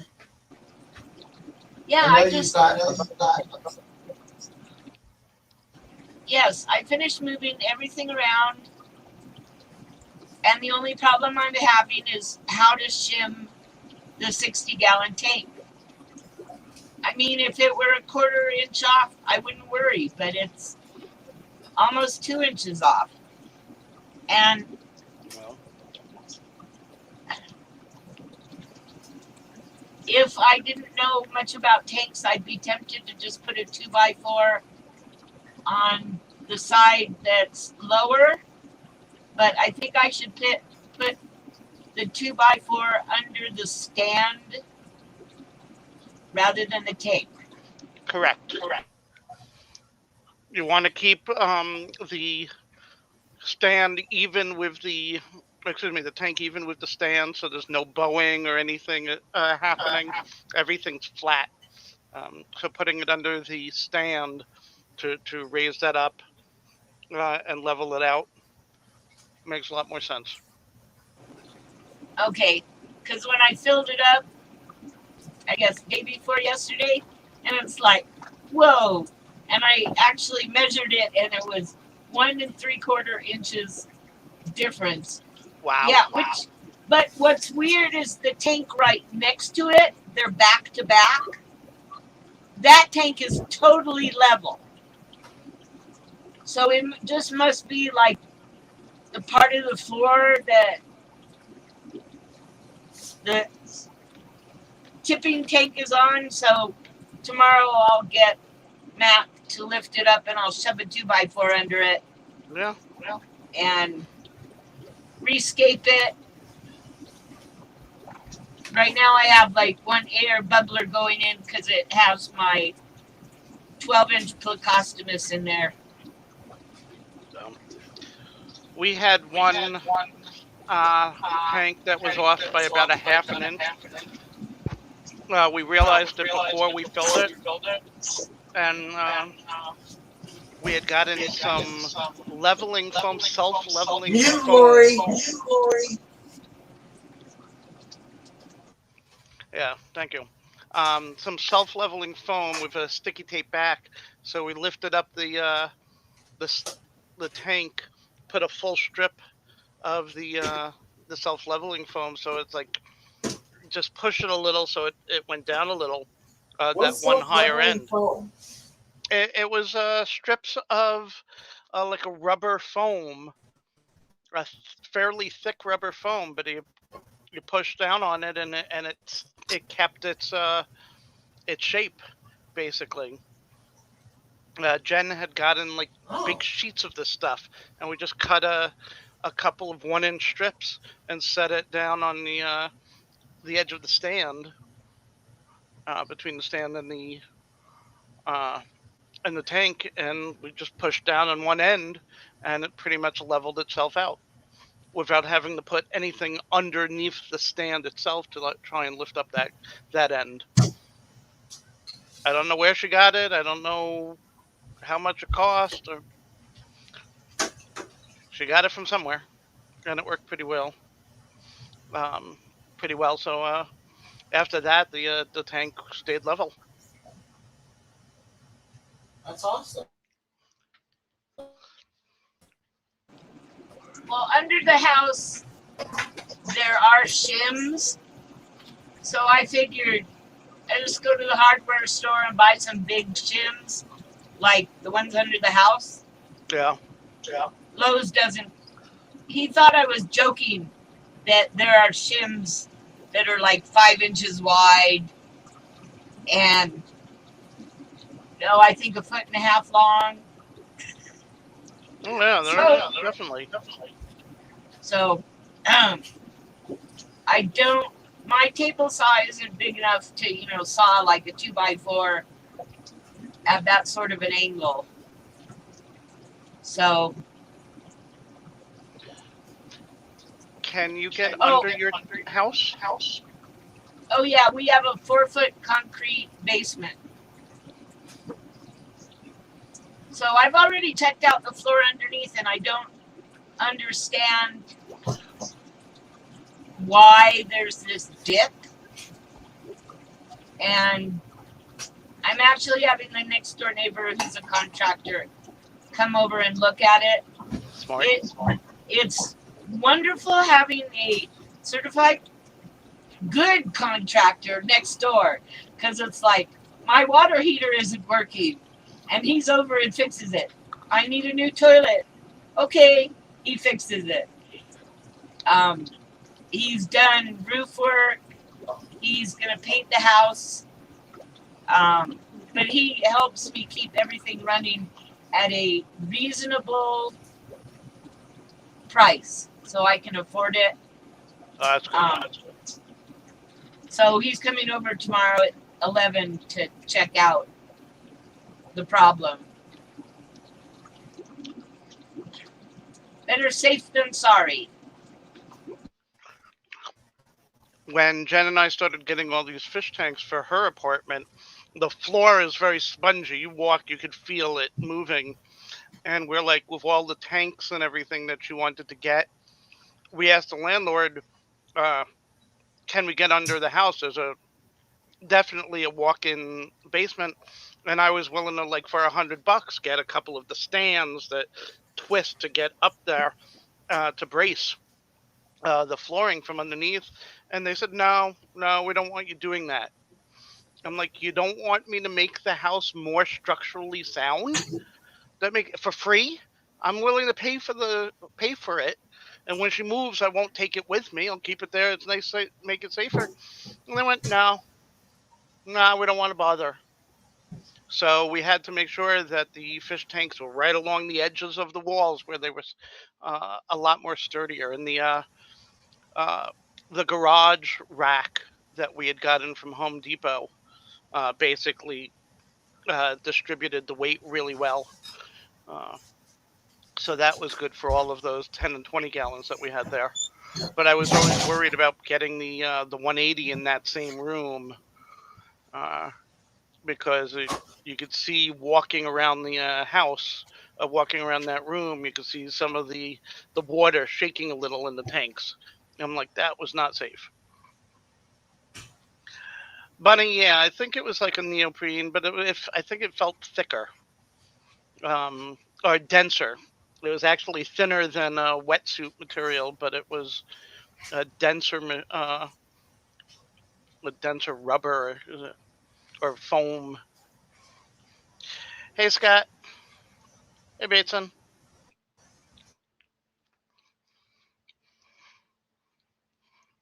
I like seeing Poe's fish. They're very pretty.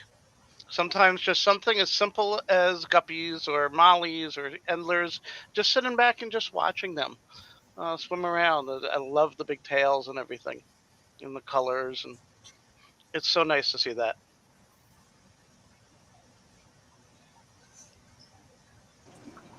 Hi, Scott. I hope I can get these to breed. Well, I'd like to get some of the double tails, more of those. Um, but I figured if I got all the dark ones together, I could pick and choose once I had fry that I knew came from these.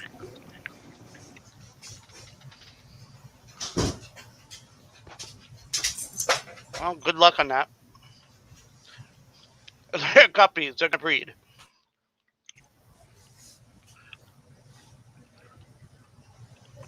Yeah, don't have to worry about that. Are you using my measuring spoons? No. Can't find any of my measuring spoons. Look in the kitchen.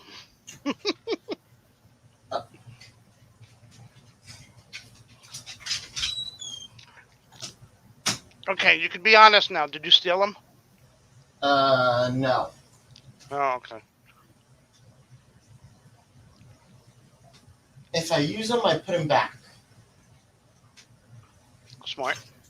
And the only time I use them is when I can't find mine.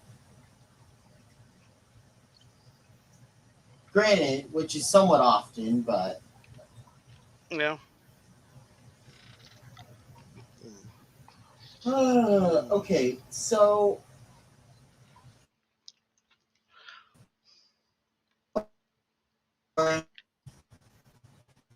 it's cute. I think it's perfect. I know Roundhouse doesn't like that I impulse bought, but I like it. Hey, Roundhouse. How's it going?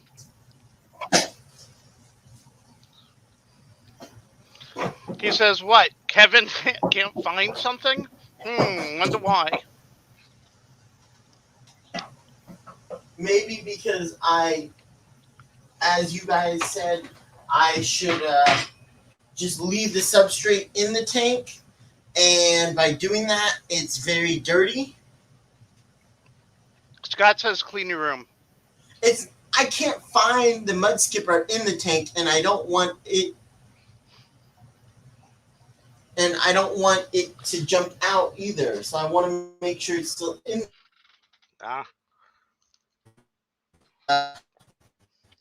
Doesn't help when I can't see it to know whether or not it's actually in there. I always got so nervous when I couldn't find the pleco, my King Tiger pleco in the 75. That was always hiding somewhere in it. I don't know. I was always so worried. I'm looking all over the place, left, right, top of the tank, from the sides. I could not find that damn pleco. And then like 3 days later, it's hanging out underneath the filter. It just never wanted to come out when I was there. It's one of my favorite plecos. It's like,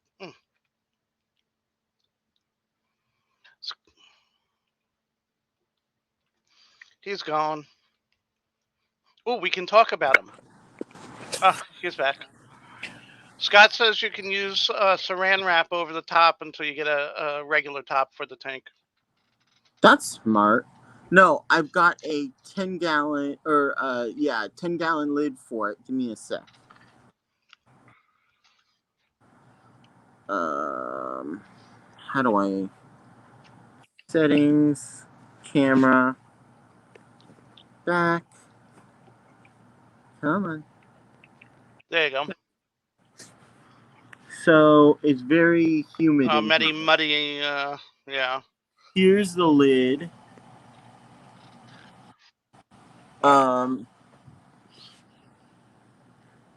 Let me make mine full screen for the moment. So everybody was telling me not to take out all of the substrate, so I didn't. So here's the 10-gallon lid. Because it's an acrylic tank, it's got this flap, and then it's got, or sorry, not flap, but opening. The hinged opening, yeah. No, because that's not part of the tank. And then there's this one here. Ah. Small one back here, and then a big one up in front. So Gotcha. what I did was I'm using a 10-gallon tank lid, which suits my purposes just fine. Covers both holes? That's fine. Yeah. And the water is very murky because they told me not to take out all the substrate before I put the mud skipper in here. So I can't tell whether or not the mud skipper has jumped out or not. And since mud skippers do jump, I'm always worried about that. I don't know. Yeah, so I did that there, and then it slopes into the tank. This is a 20 high. I'm gonna hopefully get the 40 set up so that I can put it in there. But for the meantime, I've got it in this tank. Roundhouse says he sees it on the right side of the tank. Great, where? Not knowing what it looks like. I mean, it looks like a fish right there, and I'm assuming it's not. Where? Do you have anything else in that tank? Maybe a pleco that I couldn't get out because the that's water's probably so the pleco murky. I'm seeing then. Yep, something just stuck its head out, his eyes out. Nope, that's it. Where? Far right. Right there. Yep, it's right there. You see it? Yeah. That's it. That's we see the eyes clearly sticking out and most of the body there. That's cool. That is the mud skipper. Oh, yeah. But again, I can't see it very well. Cute little fella. It being in this tank, it's humid. It's supposed to be humid. About how big is that? What? How big is that fish? About how long? Inch? No, 2 or 3. It's still small. So somewhere between 2 and 3. Okay. Yeah. I just fed it too, so I gave it a cube of bloodworms. I stick a cube of bloodworms in here. But yeah. Oh yeah, right there. Did you see it? Yep. Swim off? Yes, I did. I don't know if you. Okay, good. But yeah, that was the mud skipper. It can jump. I saw that when it was in the extreme container. But yeah, in front of that netted piece, we saw clearly the. Right there, you're right. Right there, that's your pleco. There. Thank you. you. What type of pleco is that? Regular chocolate, I think. Just a common bristlenose. Okay. Yeah, that's what we were seeing going, it's right in front of you. What are you doing? I'm going to go back into the stream. Yeah. I'm going to go back onto my computer. Give me a sec.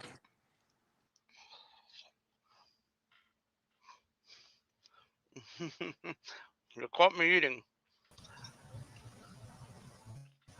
No roundhouse. It does not look dead. It's definitely not dead. It's not dead.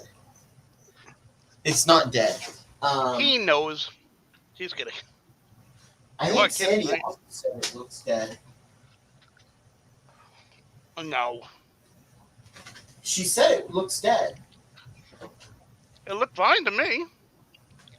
It was just sitting there. It did not look dead.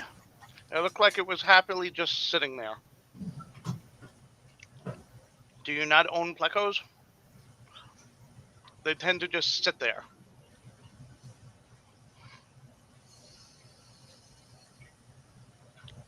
Trust me.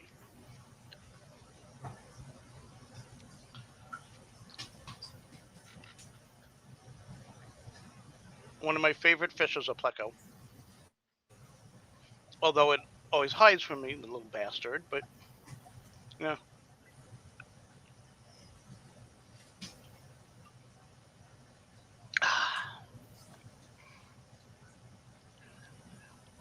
Cherry Coke, the drink of champions.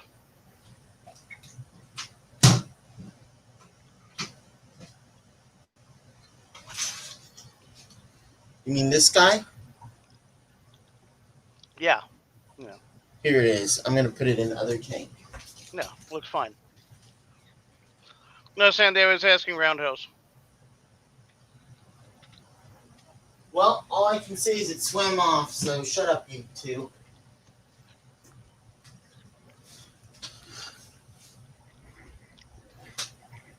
Is that 10-gallon that it's in have salt in the water?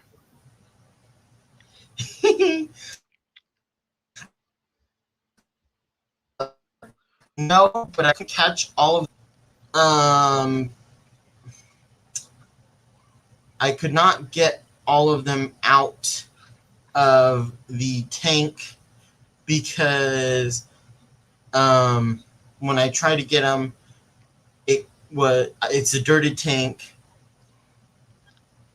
and it was hard to get out, or not. It was hard to get out. Well, it was hard to. It's hard to catch plecos out, and since it was a dirty tank, and in order to find all of them, I'd have to take the plants out and and then wait for it to. Was that a saltwater tank? Is what they're asking. Was there a lot of salt in it? It's brackish. It's brackish, so a little bit of salt, but not. It should be fine, just going from brackish to fresh. Well, it's about to find out. They're just fine. Usually they're just fine. But yeah, it's more brackish just for the hard. Some fish might have problems. Like if you did that to the guppies there, it would be a problem. But plecos that I've seen tend to be pretty hardy. Even guppies are, especially like guppies and mollies. You can keep guppies in this tank. Yeah. I'm thinking about when I put it in the 40, I'm gonna get a puffer to put in there too. Ooh. Well, that'll be nice.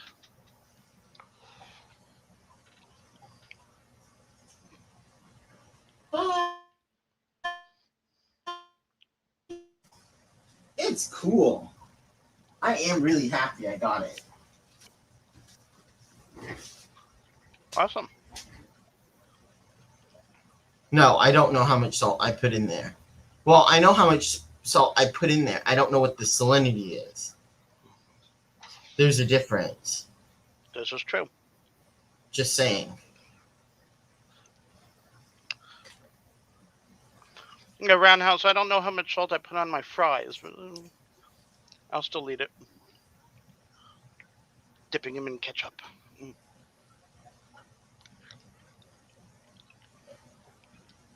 I've just eaten half this thing of Danish. Why am I talking about food?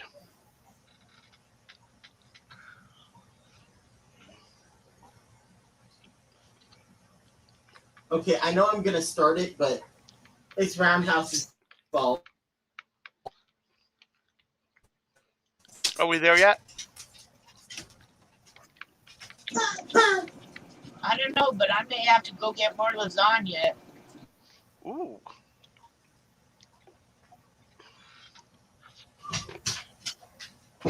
That sounds good.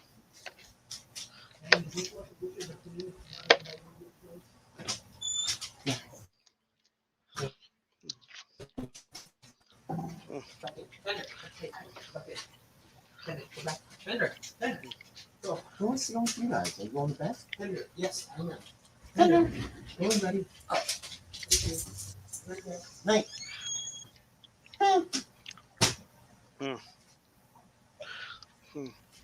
You like getting into mischief.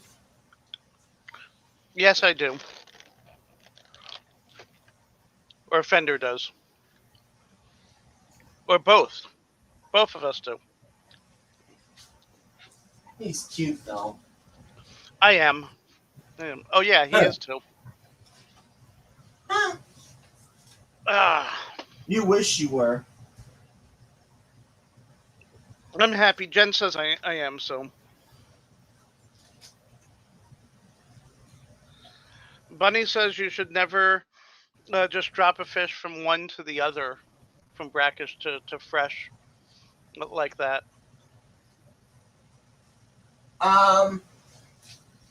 Many people do.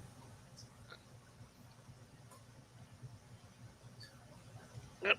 Neck pillow. See if he comes to visit. I'm gonna put a. I'm planning on putting a figure 8 puffer in to the 40-gallon with 2 mud skippers probably. Now, you know he does.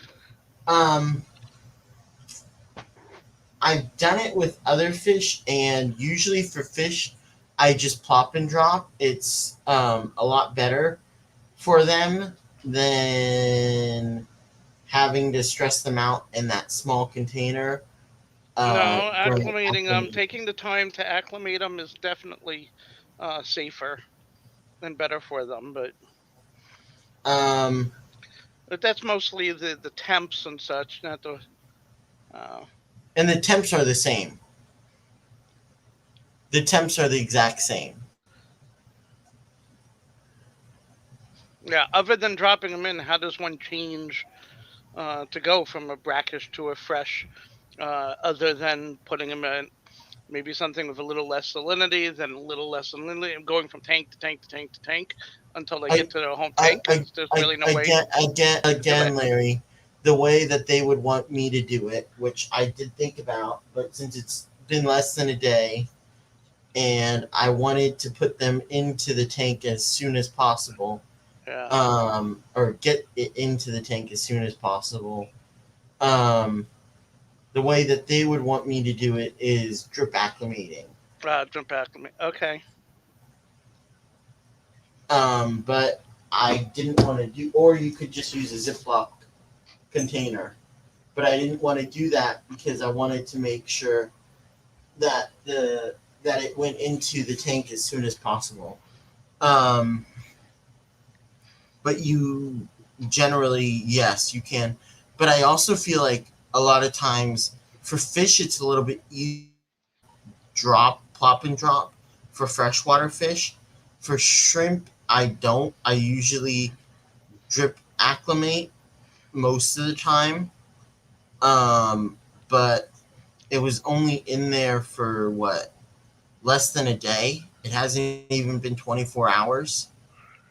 And I really wanted to get it into that tank and not in that mud. I don't have much water in the brackish tank. So I wanted because again, I don't have a salinity monitor or any way of checking the salinity, so I don't really want to take any more water out of there.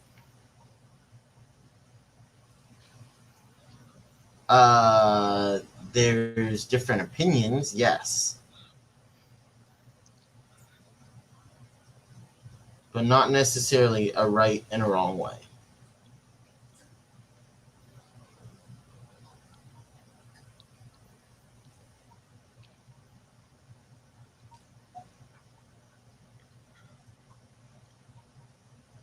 But yeah, that's why they're giving me a hard time because the temp is the same.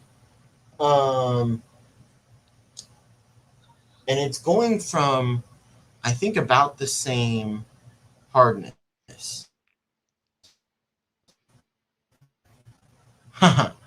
Larry, there's you have a hurricane named after you. Yes. Yes, I do. Hurricane Larry is currently out in the Atlantic. It's a was a Category 3 as of this morning. Okay, They say it for will so probably go up to 4. They don't know if it's going to hit any landfall though. It's going to be a few days before that's determined. But yeah, Cat 4.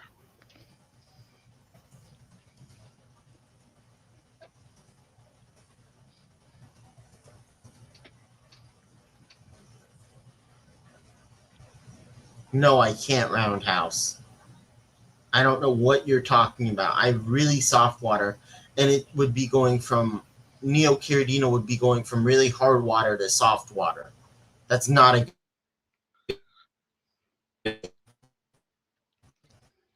in regards, shrimp are more um, delicate. So no, I would not do that.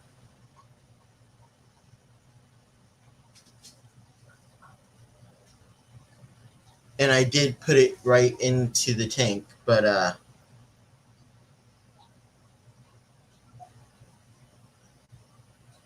I put it right into the tank down there where I do have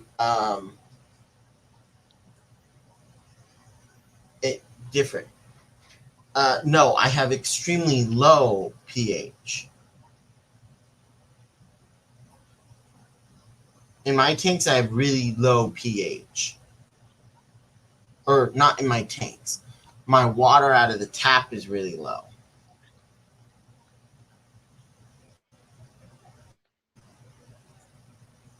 Not Neocaridina. Caridina, yes. Caridina are soft water shrimp, um not Neocaridina. Caridina are soft. Neocaridina are hard water fish or shrimp. So no, roundhouse. I don't know why you're saying that because that's inaccurate.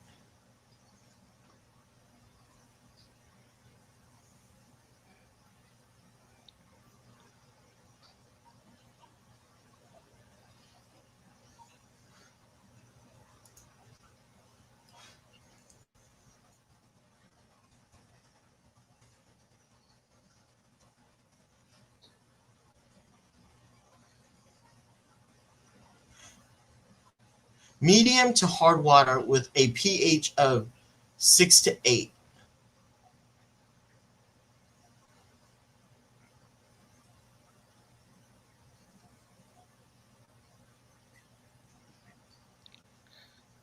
But generally, they're better in 8.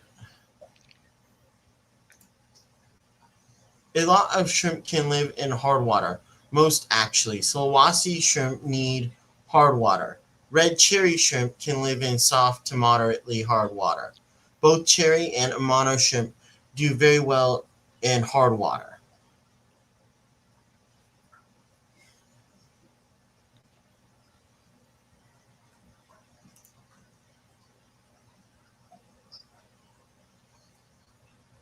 Cherry shrimp thrive in hard water with a high pH. That said, water that is too hard will cause molting issues, just as soft water does.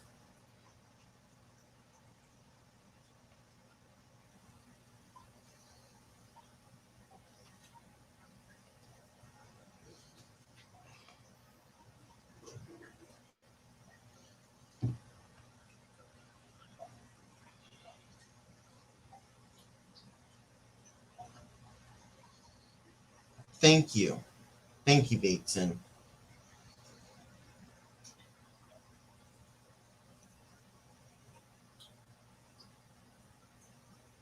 2 to 400 is what Neocaridina like best. Roundhouse. I never follow any of that stuff. I leave that for Jen.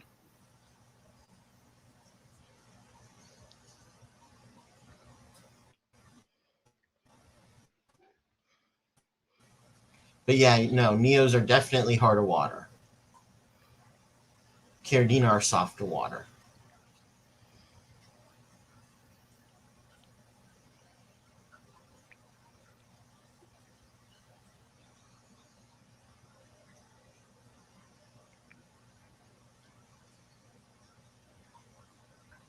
Yeah, sea baitsin. I've got 20 fire red, blue dreams, yellows, and oranges. I don't have it. I don't really like the oranges, so I don't have the oranges anymore because I didn't want to take 4 tanks up for just Neocardina because I wanted them only shrimp tanks. I wanted shrimp only tanks, but I might put some guppies or something in those tanks. Haven't decided, but the Neocardina, when I had them in soft water and in my regular tap water, they did not do well, and were not breeding at all. And that's because it was soft water.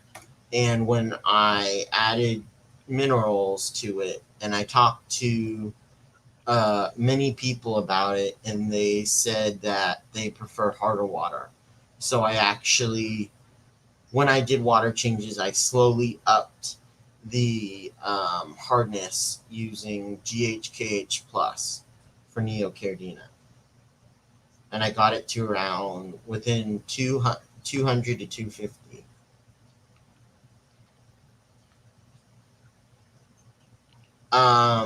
Shrimp substrate would lower the pH.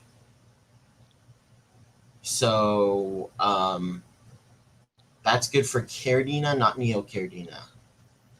Caridina, I use GHKH plus to remineralize up to about 200, 250 since my water's pretty good already. I need to actually test what's in it because I'm not 100% sure, but for right now, that's the easiest thing for me to do, and it seems to be working pretty well.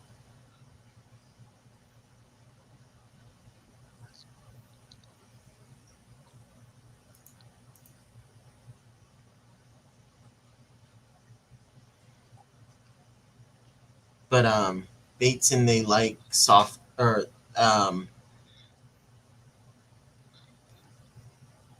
you use buffering substrate for soft water fish. Hard.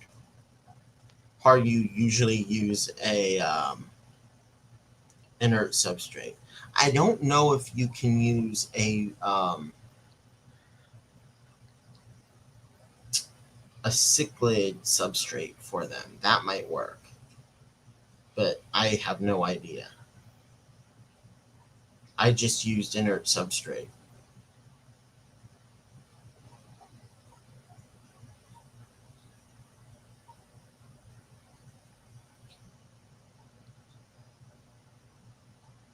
Yeah, but that can't be right because if the TDS is 180 to 400, that's not soft water. How can you have pH of 6.8 to 7.5,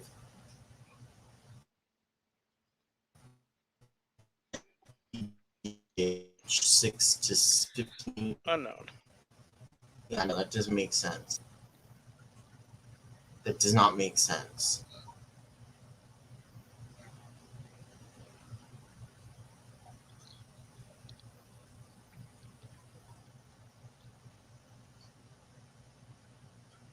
Yeah, that's what I was thinking. But what I decided to do was just use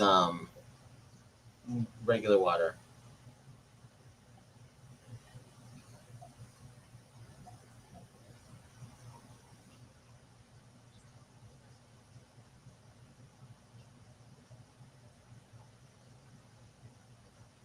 I totally agree with you, Bunny Viper, and I don't like it when people buy fish that are harder and keep on buying fish that don't do well. totally agree. But that is part of the learning process. But yes, I do agree. The Neocaridina did not do well. Actually, Lucas Bretz, when I got the Neocaridina, say to just plop and drop, which I did not like doing. And I noticed that the first batch didn't do as well. At least the first batch that I had. Because my water was very soft and I needed harder water. But once Agreed, I buddy. upped it seems to do better. But yes, I agree with you. And I don't like it when people get fish and don't start out with the easier fish. But there are also many people who say you should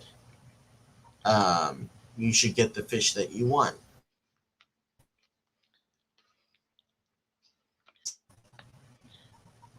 Yeah, but also remember that even if you're very knowledgeable and you get some new fish that you've never had before, sometimes they die.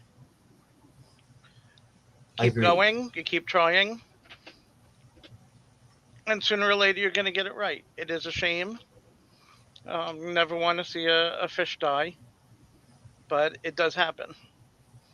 Even, as I say, even with experienced fish keepers.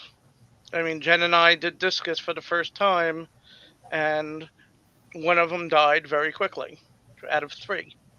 Then we got like 6 more, and one of those died. After that,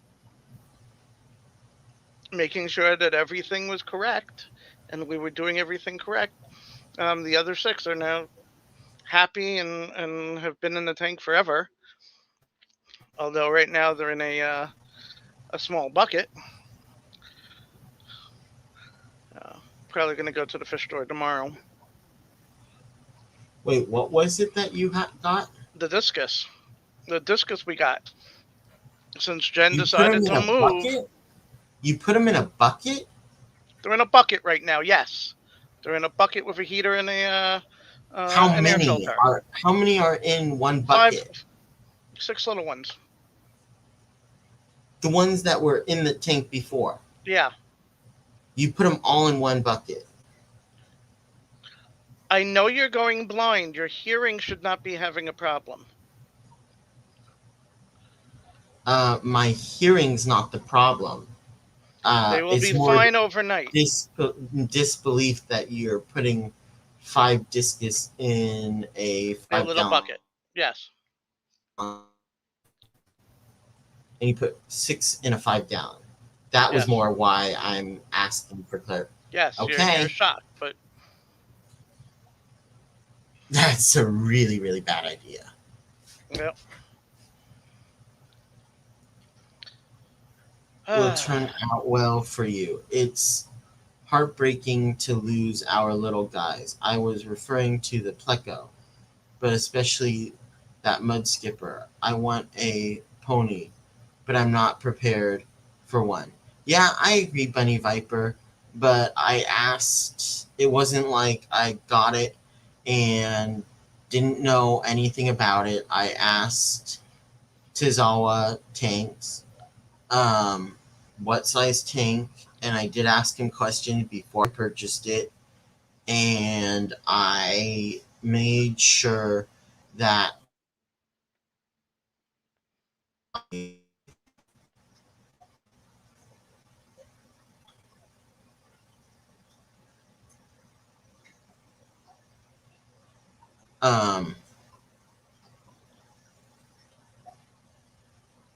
I had asked him about it and what to do, and it is a more, at least they say it's a more uh, better idea. Okay, again, it wasn't in there. It was less than 24 hours. It was like 5 or 6 hours, and it takes quite a while for them to actually acclimate to their water, to a tank's water. So yeah.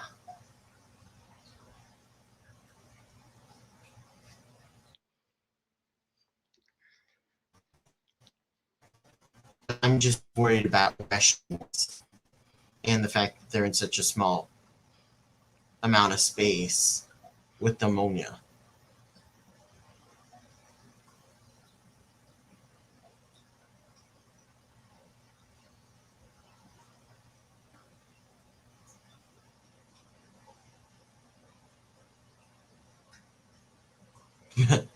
Okay, J Rock. Robert, did you just wake up? Hey, Bobby.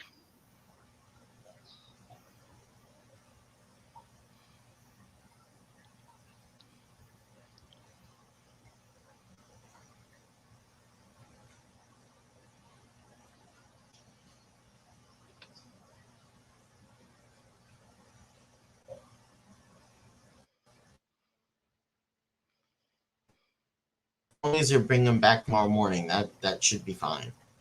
I just wouldn't leave them in there too long. Ah, wow. Long day, TN. That's a really long day. Hope you're doing well, though, Robert.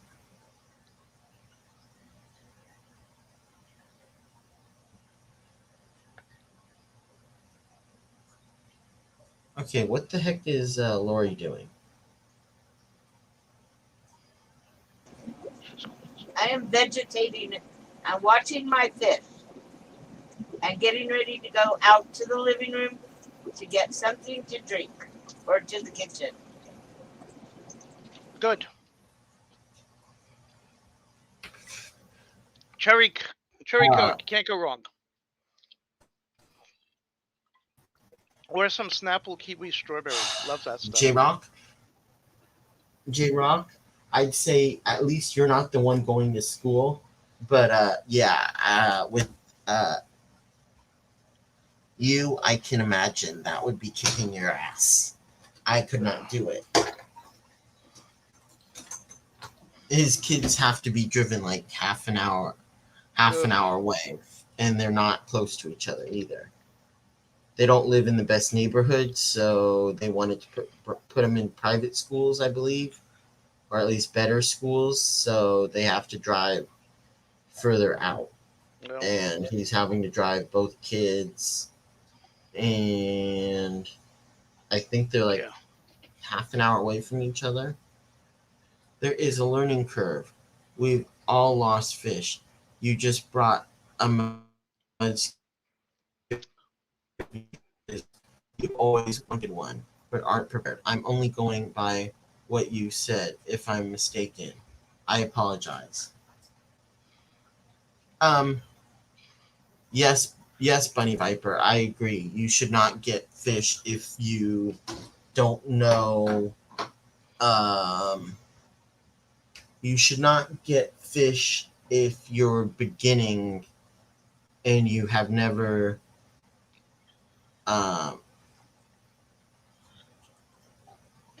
I don't think that you should be getting fish if you are just starting out and you're getting a really hard fish.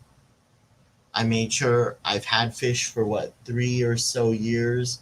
I made sure that I could put it in a tank that was suitable.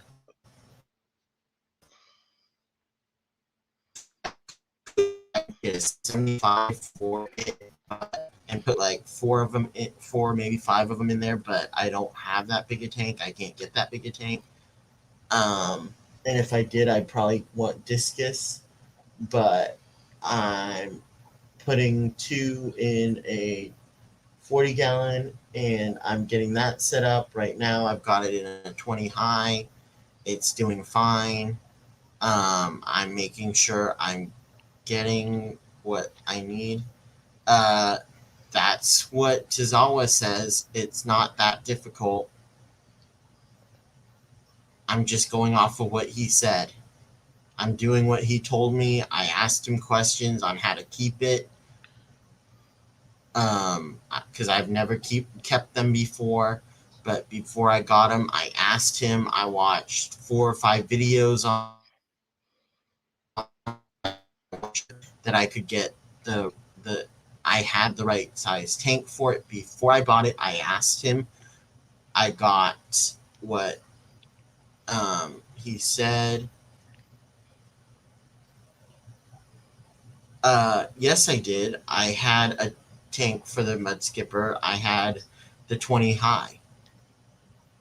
Yes, it's a temporary tank, but I did have a tank for it, Roundhouse. I had a tank that I could put it in. And he said it was fine to put it in a 20 high. I was actually going to leave it in the 20 high, but I decided since I have a 40 in the shed, I had a 40 in my shed that I wasn't using. I replaced the 20 long that I had on that one on the dress. I didn't want to put it in there, so I rehomed other fish into other tanks, and I took the fish out and put it into there. I didn't have a brackish water tank set up, but it's on land most of the time anyways.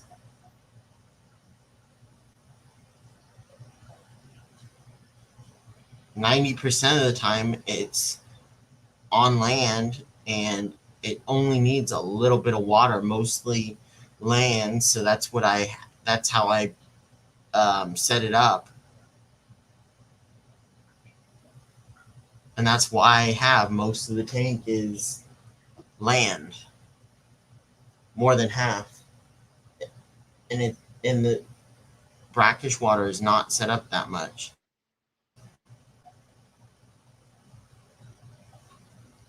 Okay, so you didn't have a tank. What? I'm really confused by your question, Roundhouse.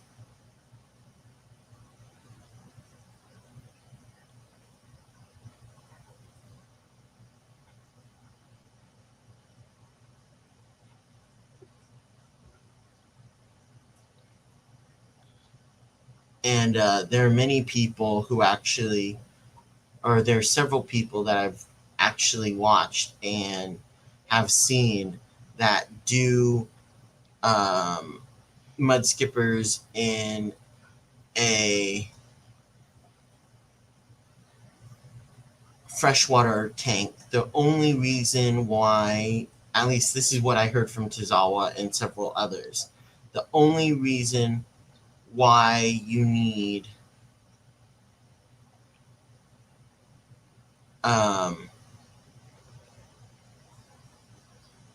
hard water.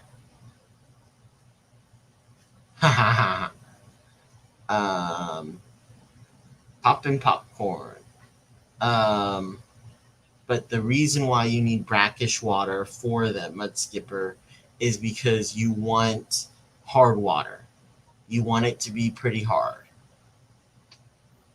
At least that's what Tazawa Tanks had told me. I came home. I did my research right away. It stays out of the water most of the time anyways, and it likes humidity.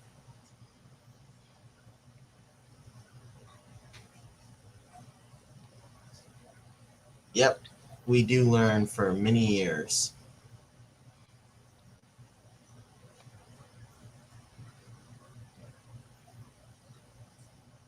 But the mud skipper seems to be doing fine. I didn't have the ideal setup, but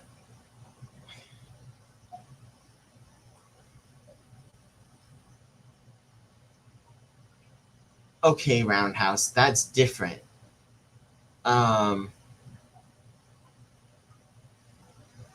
Reason why that's different, Roundhouse, is because you're changing it to a saltwater. You're making a saltwater tank, which saltwater fish are a lot more difficult, or a lot more sensitive. Whereas the mud skipper can get out of the water, and the only reason why it needs brackish is because it needs hard water. I just said that, Roundhouse.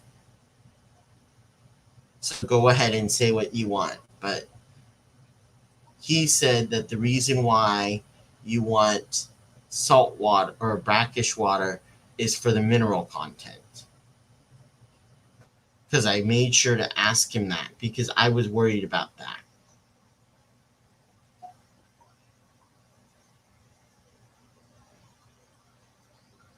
Guess, TN. And that's partially why I got it.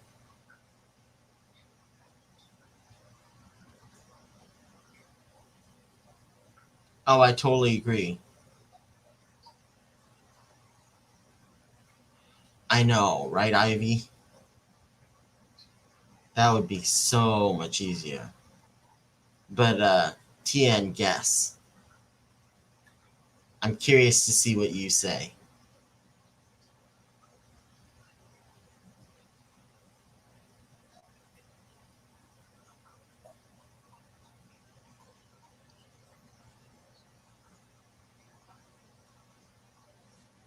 And that's partially why I purchased it.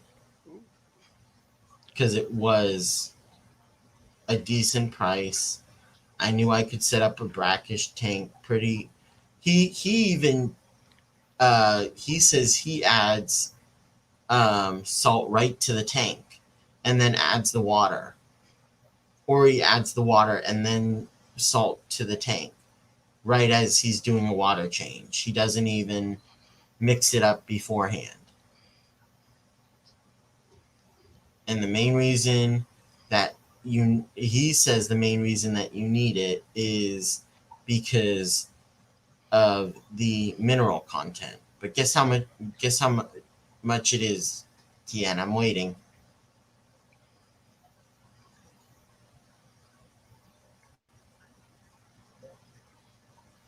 All right, fine. It was $10.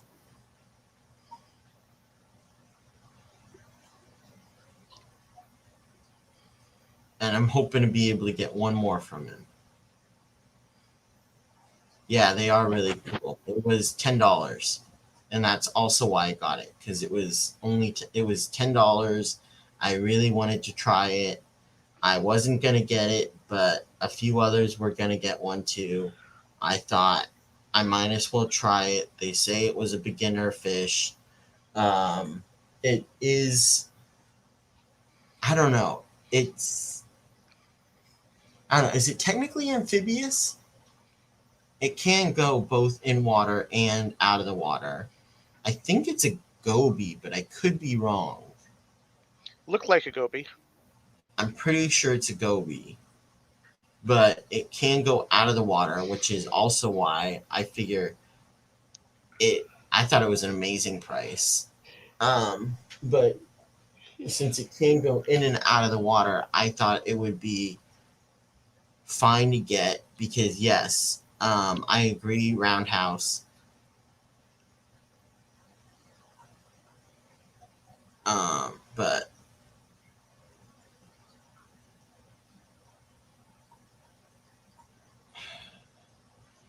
Chizawa.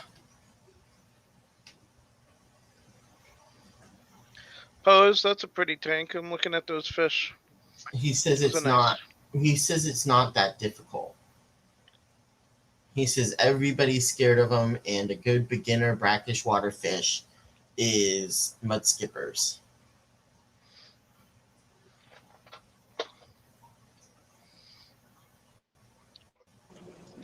This is my very bizarre Mambuna peacock hat tank that I'm getting some very, very bizarre hybrids. And I kind of know who they're coming from, but I don't. I am thinking of splitting them up, but I don't want all the peacocks in one tank and all the mambunas in another, because I had it that way, and I don't know. I'm not, because it is let's see, the easiest way to put this, the strongest will survive tank. I do have in the far corner a huge pile of small river rocks that the fry can hide in. Okay. But I usually only get maybe 2 or 3 fry out of a female because the rest usually get eaten by the others. Yeah. Um, so I'm not selling a bunch of strange hybrids. I'm actually keeping them because they're really cool. I have my favorite are the Manganos, which are the black with blue stripes, Okay. and I have a couple of fry that have red dorsal fins from the red top hap. Between that orange guy who's really, really bright orange and the dragon blood females, I have fry that are very, very orange in the front and their tails are almost clear. And I have one that's fairly big, and when it flashes, wow, its face gets really, really dark. And then, it fades all the way to clear. I have some AC that have very faint vertical and horizontal stripes, depending upon who their parent was. And all the fish in here, the ones I started with, came from Petco, so who knows what they are anyway. So this is sort of like my lake, and I am still working on being brave enough to seal my 125 and put these guys in that. I may just have to get rid of my bed.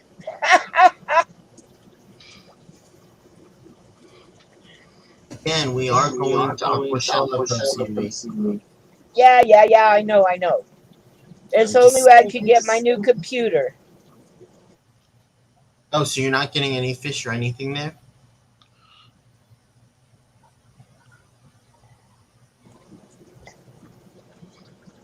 Only if I can talk my kids into a fish tank, because I'm going to be there for a week. I'm sure I can. It's good for the kids. So, because after Aquashella, I go to my kids. My son builds me a computer, puts my stuff up from my hard drive onto the new computer. I'll have him try and fix the sound problem. And usually I go down to my daughter's and come home with a new dog. This time it may be a big, giant orange cat. And who knows? I'll just have to see what they have there to know what I'm going to get.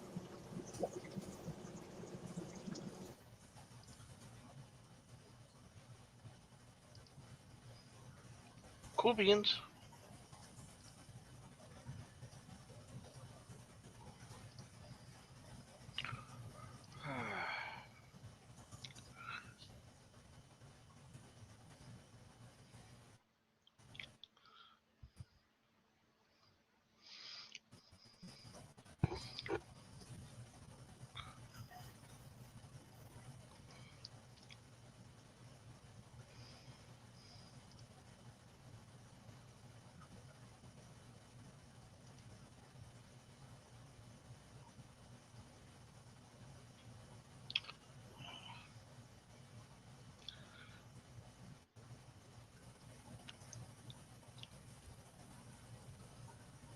And you're ready to go, Posiwi? You go to Aquashella? Of course I'm ready. Well, I have to get the nail fixed in my tire. But that'll happen Tuesday. Okay. I'm going to even do that before I go to the police department. So I don't have to drive around on a stupid donut. Good. My donut's bald. So I think I'm just going to go to the junkyard and get a regular rim and a halfway decent, spare tire. Since I made the mistake of getting a van that not only is the tire underneath, but it's not under the back, it's under the middle. Like between the two driver's seats underneath. And it's virtually impossible to get it off or on. So we just keep it in the back.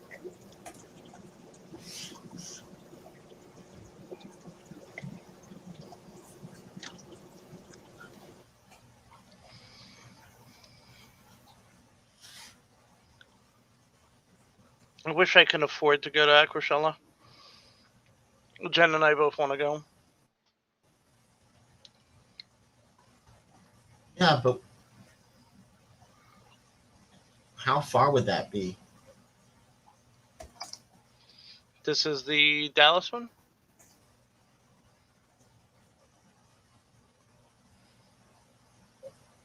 Is that right?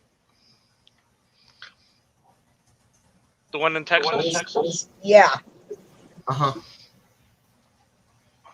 Well, it would be a plane ride. I've never flown down to Texas, so I've never been to Texas, so I have no idea how long it would take. A while. Sure, not going to drive it. My kids are about 2.5, 3 hours south of Dallas. So if I go that far, I might as well go see my grandkids. So they're already all excited. And the oldest grandson that knows I'm coming is 6. And we keep having to tell him it's a little more time. Every time I talk to him, Grandma, you going to be here tomorrow? And it's like, sweetie, no. It's going to be a little while longer, but I'll get down there. He's all ready to take me fishing. And the mall near them has I guess my daughter says it's about the size of Ross, and a small aquarium. And so he's going to take me fishing to the aquarium. He's all excited. My whole vacation is planned by a 6-year-old, but that's okay. Cool.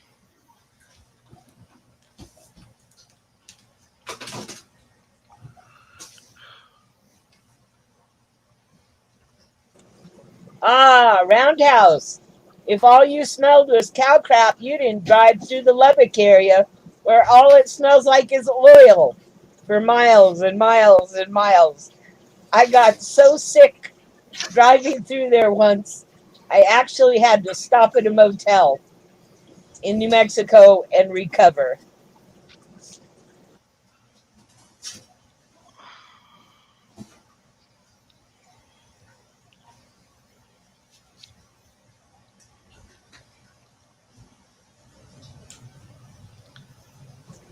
Oh my God, I live near a paper mill. You're right, Bunny. Those things really smell weird.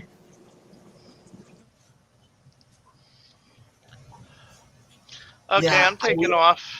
I would be worried about leather.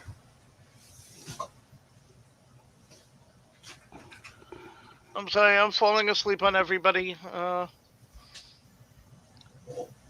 My sleep schedule's all screwed up the last few days, having to stay up early. Well, I stayed up until like 9, 10 a.m. the last couple of mornings, take people to airport so they could go to Dragon Con in Atlanta, and Jen to doctor's appointments at 9 a.m. Is it possible? Well, I'm gonna end it in 15. I don't know whether you want to stay or not. Nah, I'm not even gonna make that. All right. Have I'm a gonna good go night. right up to bed. Good night, kids. Thanks, Bunny. Kevin, try and stay out of trouble. Um, um, Good night, Bose. is that possible? Yes. Night, Larry. Good You night, too. Larry, and I'm probably older than you. So good night, kid. Yes, ma'am.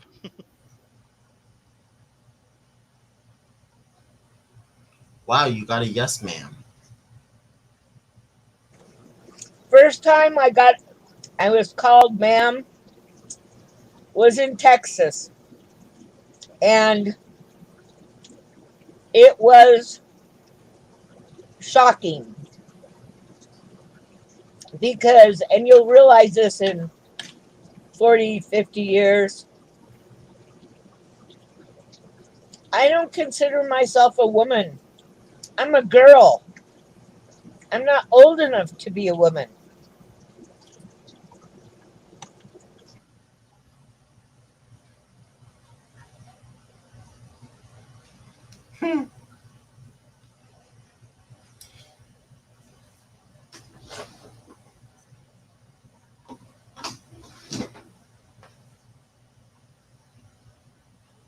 And yes, Roundhouse, I did ask him how much water I should add, or how much salt I should add.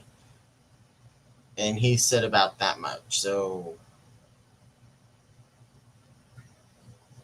and especially because it can get out of water, and I think it breathes air. Um, I don't think it's too bad.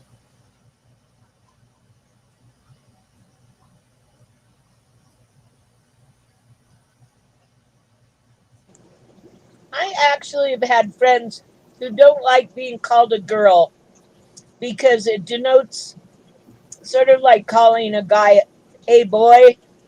It denotes that we're not mature. Don't you And say anything, Kevin. And okay, maybe I'm not mature, but I'm not ready to be an adult. no, I'll never be ready to be an adult because then I'd have to I should get rid of all my toys and be responsible, and that's not fun. Wait, but you don't live with your parents anymore, do you? No, I just live in their house.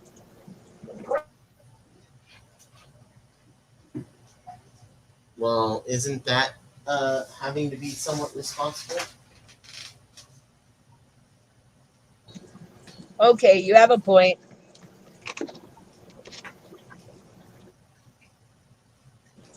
But if I'm not responsible with the house, then I'll have nowhere to live. So it's a necessity.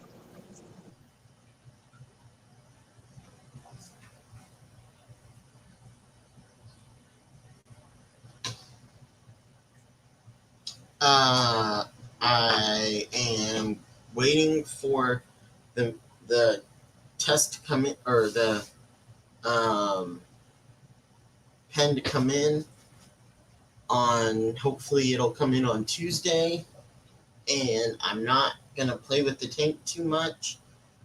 I'm gonna leave it be. I am gonna move it to the 40 once I get everything situated, and yeah.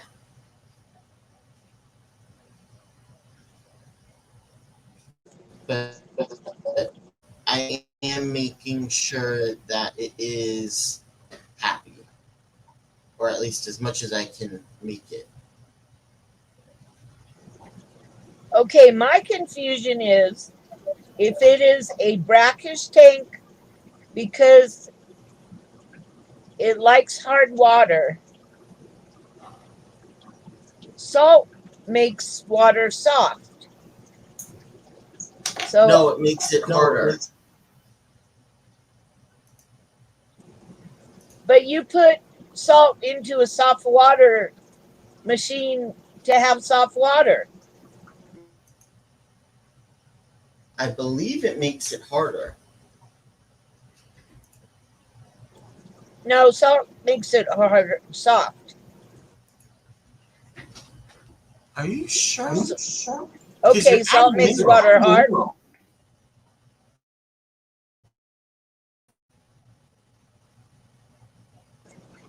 Okay, now I have to study salt. Because I thought you put salt in a salt water softener to make the water soft.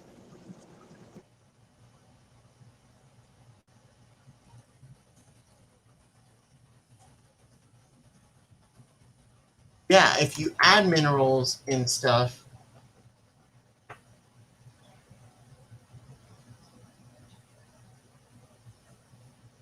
Okay.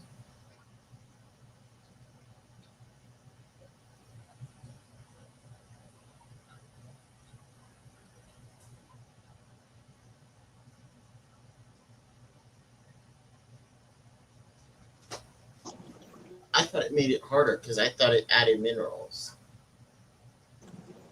No, that's what they're saying. But I'm saying if you have a water softener, you add salt to it.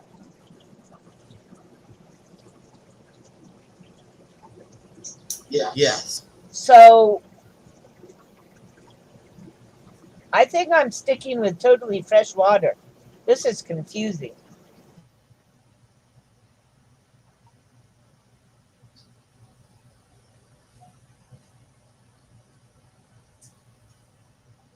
So it's different salt.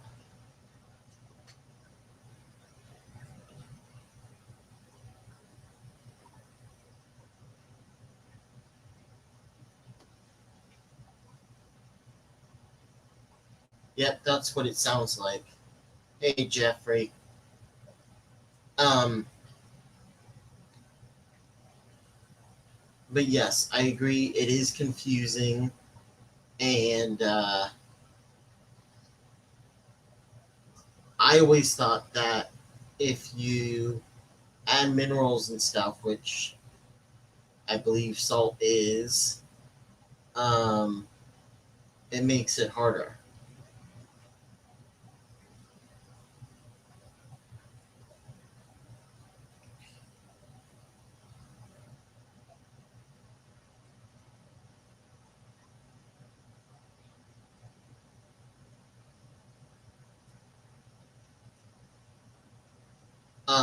But yeah.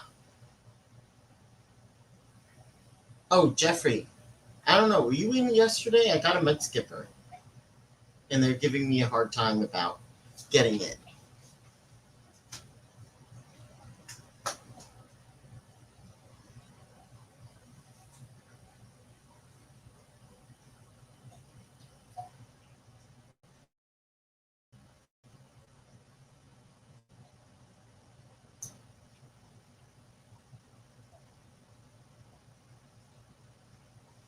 Hey, you.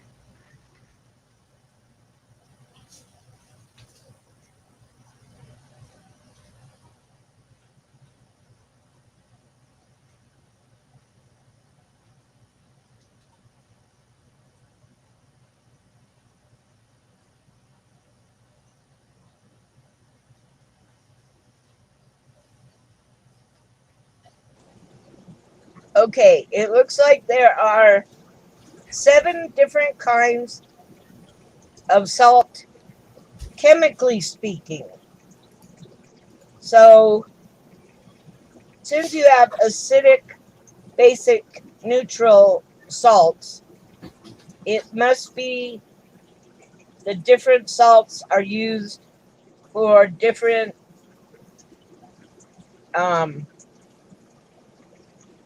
purposes. And I think that's what it is. Yeah.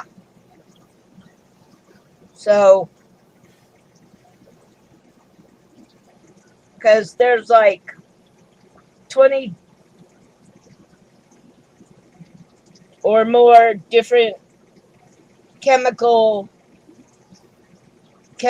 that are considered salt.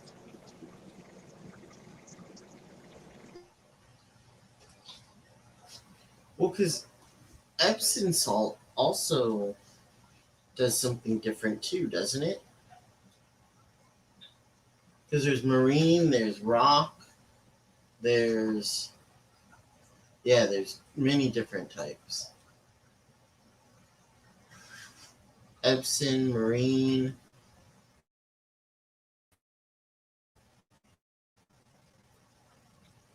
I think reef salt is only just adding some minerals to it. But yeah, that's what I thought, J-Rock. But I don't know. Zenzo seems to do it right into the tank.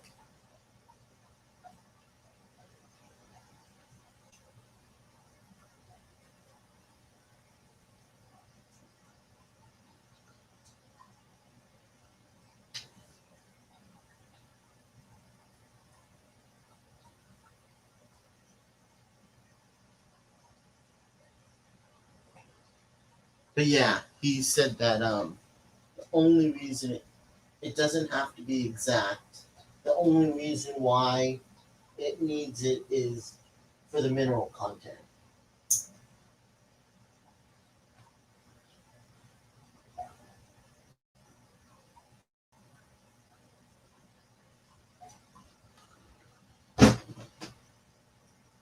But I wanted to make sure that I had the right one. Or not the right one. I had the right salinity, and he said it doesn't really matter too much. You don't have to be that exact.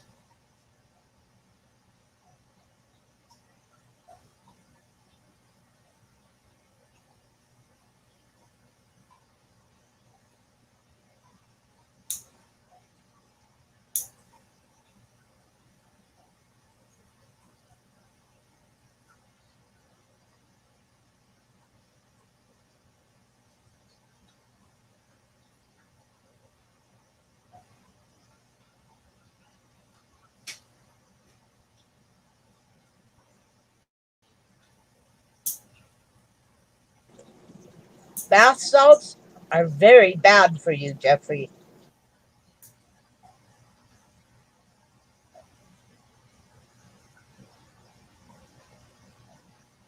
Wait, what? Why?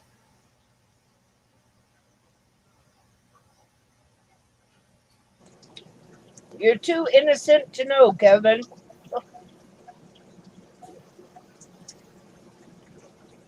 Okay.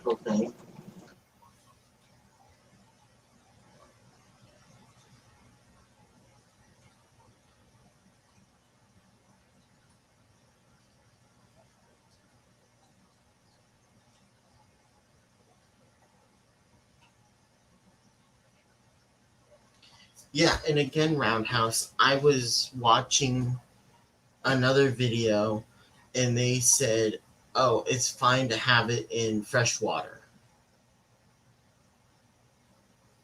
So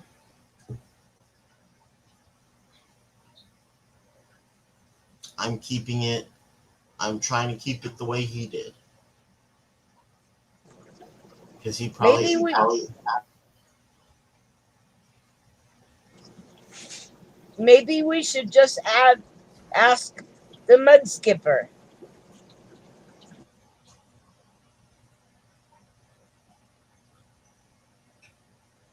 Yeah, you do that, Lori.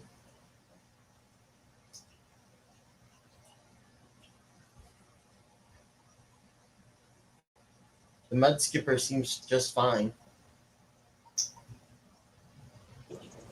It sure is a weird looking creature. You say weird, I say cool.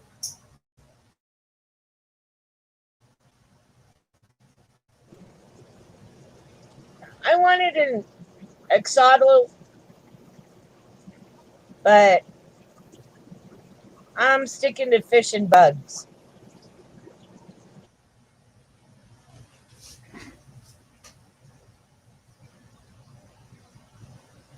Yes, I do know that, Bunny Viper. That's why if you're going to top off the tank, you use RO water which in my case I'd use regular tap water because it's pretty soft. And for water changes, when you're actually taking water out, you use God, what is it? You use salt and you add salt to it. So yes, I did know that.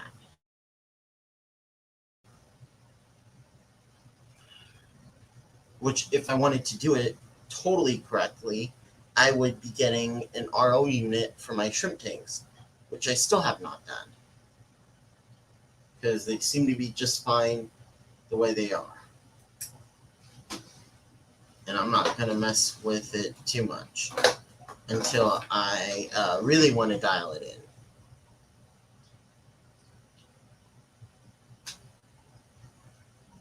No, you are right, Bunny Viper. But again, my water only has 30 TDS.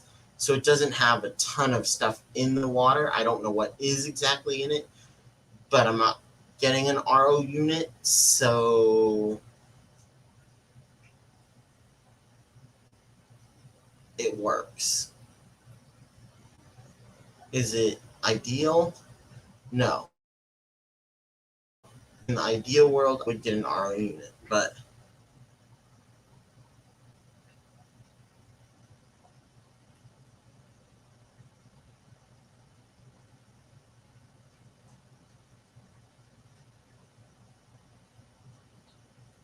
yes, I did think about that, but I live in the Bay Area, and I think we get the water from the same place.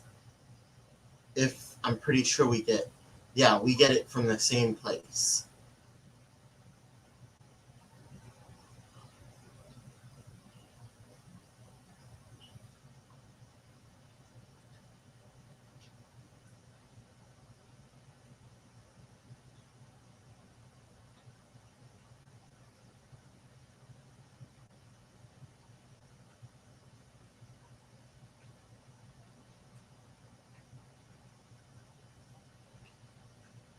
I was actually surprised that they suggested I put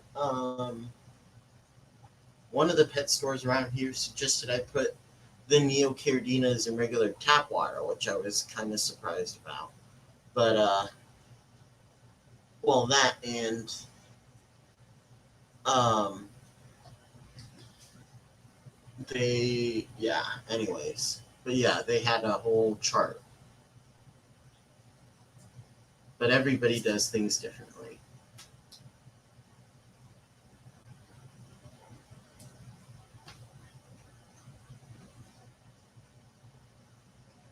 But yeah, he uses tap water because he adds the salt right to the tank, does his water change.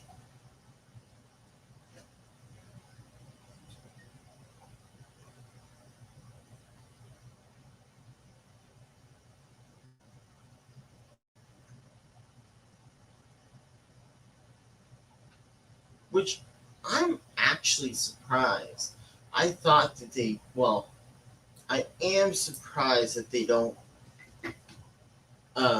tell people what they do because it is water you're drinking, but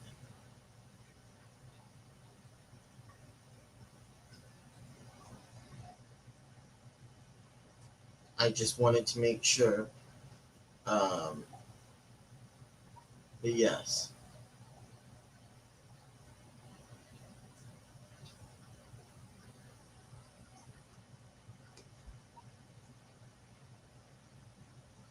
Huh. Yeah, I went over like I said I was going to. Night, J Rock. Yeah, you have to even watch well water. I had a 3-foot long knife fish, and one day it just keeled over. And we found out that the neighbor up the hill, his septic tank was leaking. And I should have sued him. But I didn't understand anything other than his septic tank leaked and my fish died.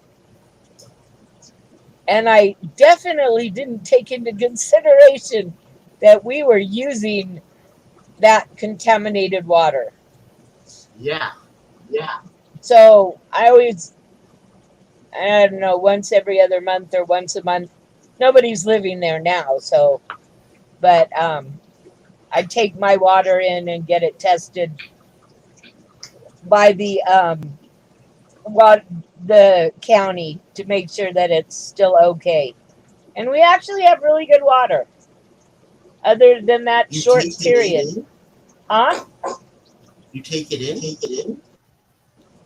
Yeah, I just take a clean jar, fill it with water, and then take it to the county and they test it and give me a readout on everything that's in it. And for the last, I guess, 2 years I've been here, it's been like totally stable, really clean, hard, but nothing poisonous in it. Yes, I agree, but doesn't well water also aren't there a lot of minerals in there too a lot of times? And secondly, yeah, I agree with you, Bunny Viper. But ignorance is bliss. I don't know, my fish are doing well in the well water. What's your TDS? But I don't know. I know everything in it, but I don't know. do you ever test your water? Well, with a regular test kit, I don't have fancy meters and stuff. How often do you test your water? I'm just curious. I'm not trying to interrogate. I'm just asking. Usually when my fish look off, because I used to test once a week, then I went down to once a month. I probably do it every 3 or 4 months, but nothing ever changes. And I think I actually test the well water more than the fish water, because the well water goes into the fish tanks. Plus, I drink it. Yeah. And you don't add anything to it, do you? No, when I start chasing numbers, I run into problems.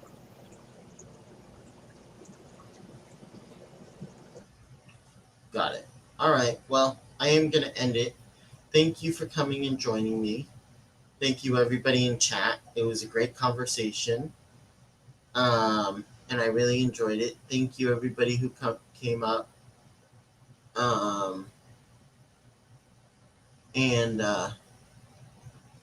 thank you all for joining me. I will see you later today. I don't know if I'll have a guest or not, but thank you for coming in. And it is 7. It is 7, which is 10 p.m. Pacific or Eastern Standard Time. 10 p.m. or 7 p.m. Pacific Standard Time, 10 p.m.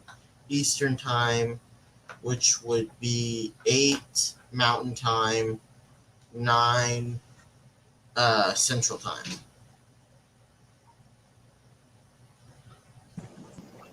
Thanks for having me up and watching my awesome fish. And I'll see everybody later. Have a good one, everybody. Bye.